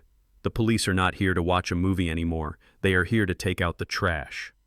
Sheriff Strickland stepped forward, pulling a pair of handcuffs from his belt. The metallic click of the cuffs ratcheting shut was the sweetest sound I had heard all night. It was the sound of justice. It was the sound of my house becoming mine again. I walked over to the window and looked out. I saw the tow truck parked under the oak tree. I saw a small hand wave from the window. I waved back. The king had returned to his castle, but the war had left scars that would never heal. I turned my back on my daughter and son-in-law as the sheriff read them their rights. I had a house to clean, and I had a grandson to raise. The room was thick with the smell of spilled alcohol and the metallic tang of violence. Brent Miller was cornered. The guests had fled, leaving him alone in the center of the wreckage he had created. He looked at the sheriff, and then he looked at me. His eyes were darting back and forth like a trapped animal searching for a hole in the fence. He realized that his charm would not save him this time. He realized that his money was gone. The only thing he had left was desperation. He glanced at the catering table to his right. Among the scattered platters of cheese and fruit, there was a carving knife. It was a long, serrated blade used for the roast beef. I saw his eyes lock onto it. I saw the muscles in his legs tense. "Don't do it, Brent," Sheriff Strickland warned, his hand dropping to the holster at his hip. "Do not make this worse than it already is." But Brent was past listening to reason. He was operating on pure adrenaline and panic. He lunged for the table. His hand closed around the handle of the knife. He spun around wild-eyed, holding the blade out in front of him. He was not looking at the sheriff. He was looking at me. In his twisted mind, I was the cause of all his pain. I was the obstacle that refused to be moved. If he could just remove me, maybe the nightmare would end. He screamed a sound that was less human and more like a banshee. He charged across the living room rug. I did not move. I did not flinch. I had faced worse things than a coward with a kitchen knife. I braced myself, ready to catch his wrist, ready to fight one last battle. But I never got the chance. From the hallway, a shadow detached itself from the darkness. It was Tyrell. He had slipped in through the back door while the guests were fleeing. He moved with a speed that defied his size. He was a wall of muscle and righteous anger that had been waiting a lifetime for a chance to pay back a debt. Tyrell hit Brent like a freight train. He did not use a weapon. He used his shoulder, driving it into Brent's midsection with bone-crushing force. The air left Brent's lungs in a sickening whoosh. The knife flew from his hand, clattering harmlessly across the hardwood floor. They crashed into the wall, knocking a framed picture of Jasmine and Brent to the ground. Glass shattered.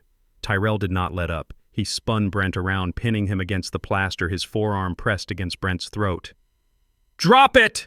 Tyrell roared, even though the knife was already gone. "Stay down!" Brent clawed at Tyrell's arm, his face turning purple. He kicked and thrashed, but against a man who spent his days wrestling scrap metal, he was nothing more than a child throwing a tantrum. Tyrell twisted Brent's arm behind his back, forcing him down until his face was pressed into the expensive Persian rug he had soiled with his muddy shoes. I walked over and picked up the carving knife. I placed it on the mantelpiece out of reach. I looked down at my son-in-law. He was gasping for air, drool running from his mouth, his expensive suit torn at the shoulder. "You always tried to cut corners, Brent," I said, my voice low. "You thought you could skip the hard work. You thought you could skip the foundation. But gravity always wins, and now you have hit the bottom." Tyrell looked up at me, a fierce grin on his face. "I told you I had your back, Mr. J." "You did, son," I said, placing a hand on Tyrell's shoulder. "You did. Now let the sheriff do his job." Sheriff Strickland stepped forward, pulling his handcuffs from his belt. The metallic ratchet sound seemed to echo in the sudden silence of the room. He hauled Brent up by the back of his jacket. Brent's legs were rubbery. He could barely stand. "Turn around." Strickland barked, spinning Brent so his back was to the room. He slapped the cuffs on. 1, 2. He tightened them until they bit into the skin. "Brent Miller, you are under arrest," the sheriff began, his voice reciting the words he had said 1,000 times, but never with this much satisfaction. You have the right to remain silent. Anything you say can and will be used against you in a court of law." While Strickland was reading Brent his rights, 2 deputies marched in through the front door. They were dragging a man between them. It was Dr. Lowenstein. He had tried to slip out the back door during the chaos, pretending to be a caterer, but Tyrell's guys outside had spotted him. He looked pathetic. His white coat was stained with grease from the tow truck bumper he had tried to hide behind. He was weeping softly, shaking his head as if this was all a terrible misunderstanding. "Cuff him too," Strickland ordered. The deputies shoved Dr. Lowenstein against the wall. He did not fight. He slumped defeated, holding his hands out as if accepting his fate. "What are the charges, Sheriff?" I asked. I wanted to hear them. I wanted to hear the list of their sins read out loud in the house they tried to steal. Strickland turned to face the room. He looked at Brent, then at Dr. Lowenstein, and finally at Jasmine, who was still cowering on the sofa. For Brent Miller, Strickland said loud and clear, "We have conspiracy to commit murder, kidnapping in the 1st degree, elder abuse, grand larceny, wire fraud, and about a dozen counts of forgery." He turned to the doctor. For Dr. Lowenstein, "We have practicing medicine without a license, administering controlled substances with intent to harm, conspiracy to commit murder, and falsifying medical records." Brent began to sob. It was a broken, ugly sound. "I didn't mean to," he blubbered. "It was the debt. They were going to kill me. I had no choice." "You always have a choice, son," Strickland said, tightening his grip on Brent's arm. "You just chose the wrong one." "Take them away," the sheriff ordered his deputies. I watched as they dragged Brent and the doctor out the front door. The blue and red lights of the police cruisers were flashing outside, illuminating the rain that had started to fall again. The neighbors were standing on their porches watching the spectacle. Brent Miller, the man who wanted to be king of the hill, was leaving in the back of a squad car. The room was quiet again. The only sound was the soft weeping coming from the sofa. I turned slowly. Jasmine was sitting there, hugging her knees to her chest. Her mascara was running down her face in black streaks, making her look like a tragic clown. She looked small. She looked fragile. For a fleeting second, I felt a pang of instinct, the urge to go to her and tell her it would be okay. That was what fathers did. They fixed things. But then I remembered the shed. I remembered the needle. I remembered the empty safe. I did not move toward her. I stood my ground. She looked up at me. Her eyes were wide, pleading. "Daddy," she whispered. Her voice was trembling like a leaf in the wind. "Daddy, please." I said nothing. I just looked at her.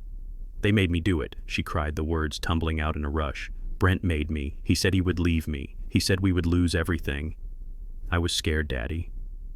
I didn't want to hurt you. I told him not to use the fire. I told him to be gentle." I felt a coldness settle in my chest. It was colder than the winter wind. She was not sorry for what she did. She was sorry she got caught. She was still trying to bargain. She was still trying to manipulate me. She thought that because we shared blood, she was entitled to my mercy. "You told him to be gentle," I repeated, my voice flat. "You told him to kill me gently." "Is that what you were saying, Jasmine? You bargained for a painless death for the man who raised you, and you think that makes you innocent?"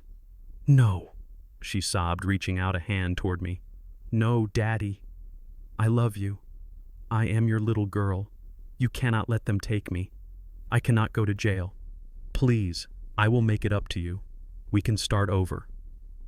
I looked at her hand, the hand that had stolen from my safe, the hand that had signed the checks, the hand that had pointed the way for the wolves. I shook my head slowly. "My little girl died a long time ago, Jasmine," I said. "I do not know who you are. But the woman sitting in front of me is a stranger who sold her father for an insurance check." "Daddy, please," she screamed, falling off the sofa onto her knees. She crawled toward me, dragging her silk dress through the broken glass on the floor. "I am sorry. I am so sorry." I took a step back. I put a wall of distance between us. "Sorry does not bring back trust. Jasmine," I said.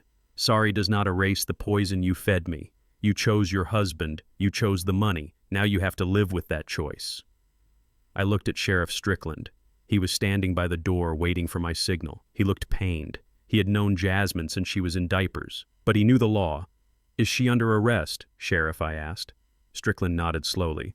"She is an accessory to all charges, Jeremiah, and we found the transfers from her corporate accounts.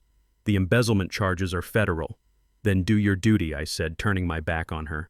Jasmine let out a wail that tore through the house. It was a sound of pure despair. No, Daddy. Do not turn your back on me. Help me. I walked to the fireplace and looked at the photo on the mantel. It was a picture of me and Jasmine when she was 5 years old, sitting on the porch swing. She was smiling, holding a melting ice cream cone. I picked up the frame. I looked at it for a long moment, then I placed it face down. I have no daughter, I said softly to the empty room. I heard the sheriff walk over to her. I heard him help her up. I heard the click of the handcuffs. Come on, Jasmine, Strickland said, his voice gentle but firm. Let's go. She continued to scream my name as they let her out. Daddy, Daddy.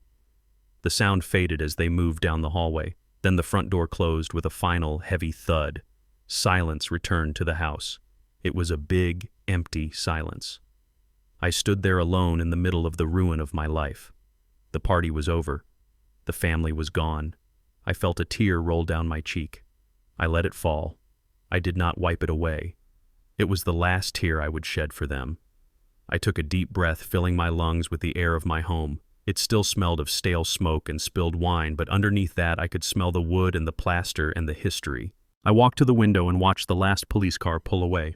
Jasmine was in the back seat. She was looking out the window, searching for me. But I did not wave. I watched until the taillights disappeared around the corner. Then I took out my phone. I dialed a number.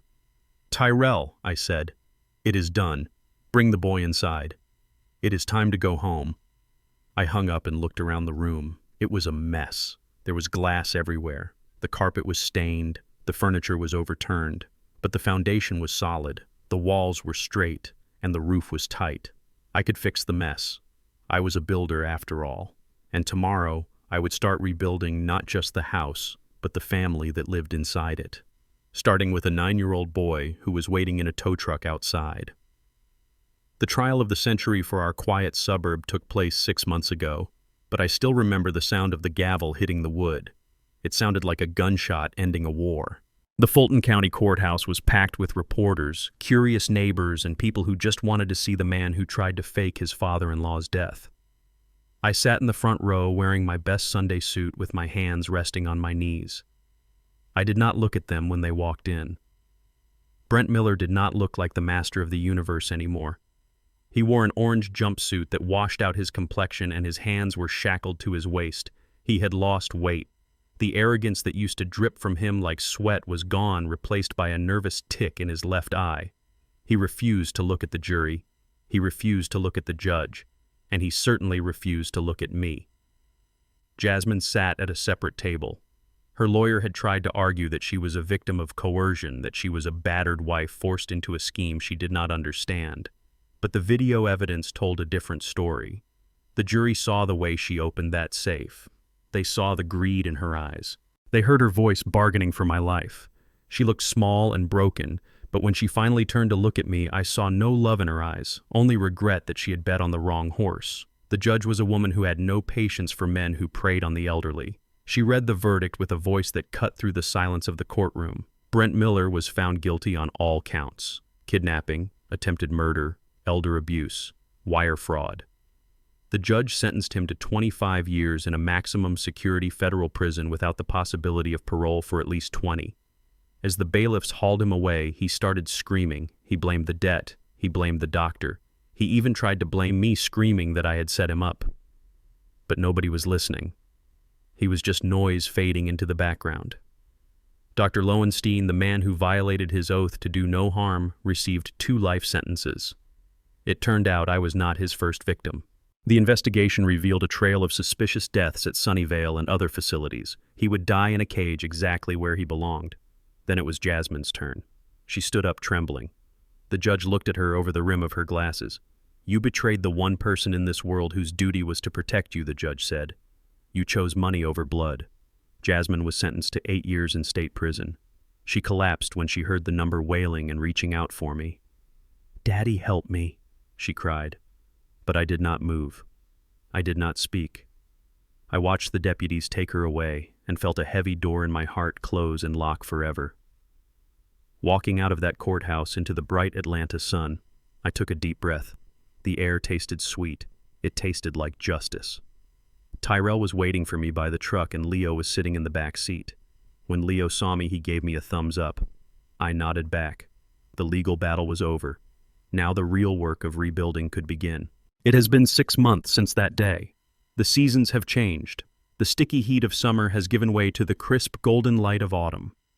The leaves on the oak trees in my yard are turning red and orange, matching the bricks of the house I fought so hard to keep.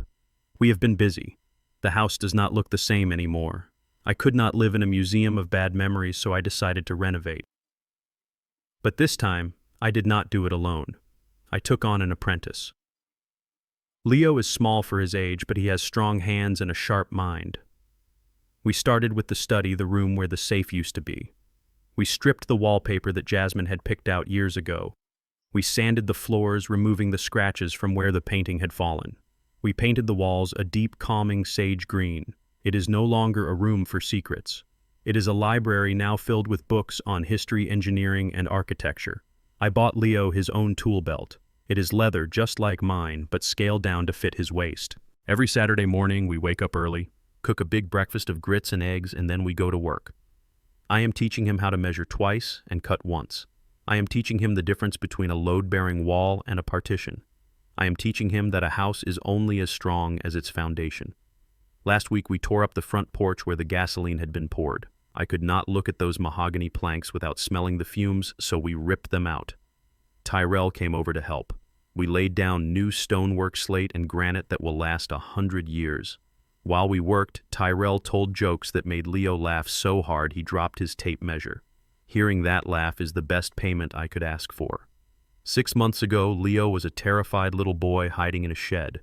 Now he walks with his head high. He is doing well in school. He has made friends. He sleeps through the night without nightmares. He knows he is safe because he knows he is protected not by lies, but by men who would move mountains for him. We also cleared out the garden shed. I gave Mrs. Hattie a new lawnmower as a thank you for letting us use her property as a bunker.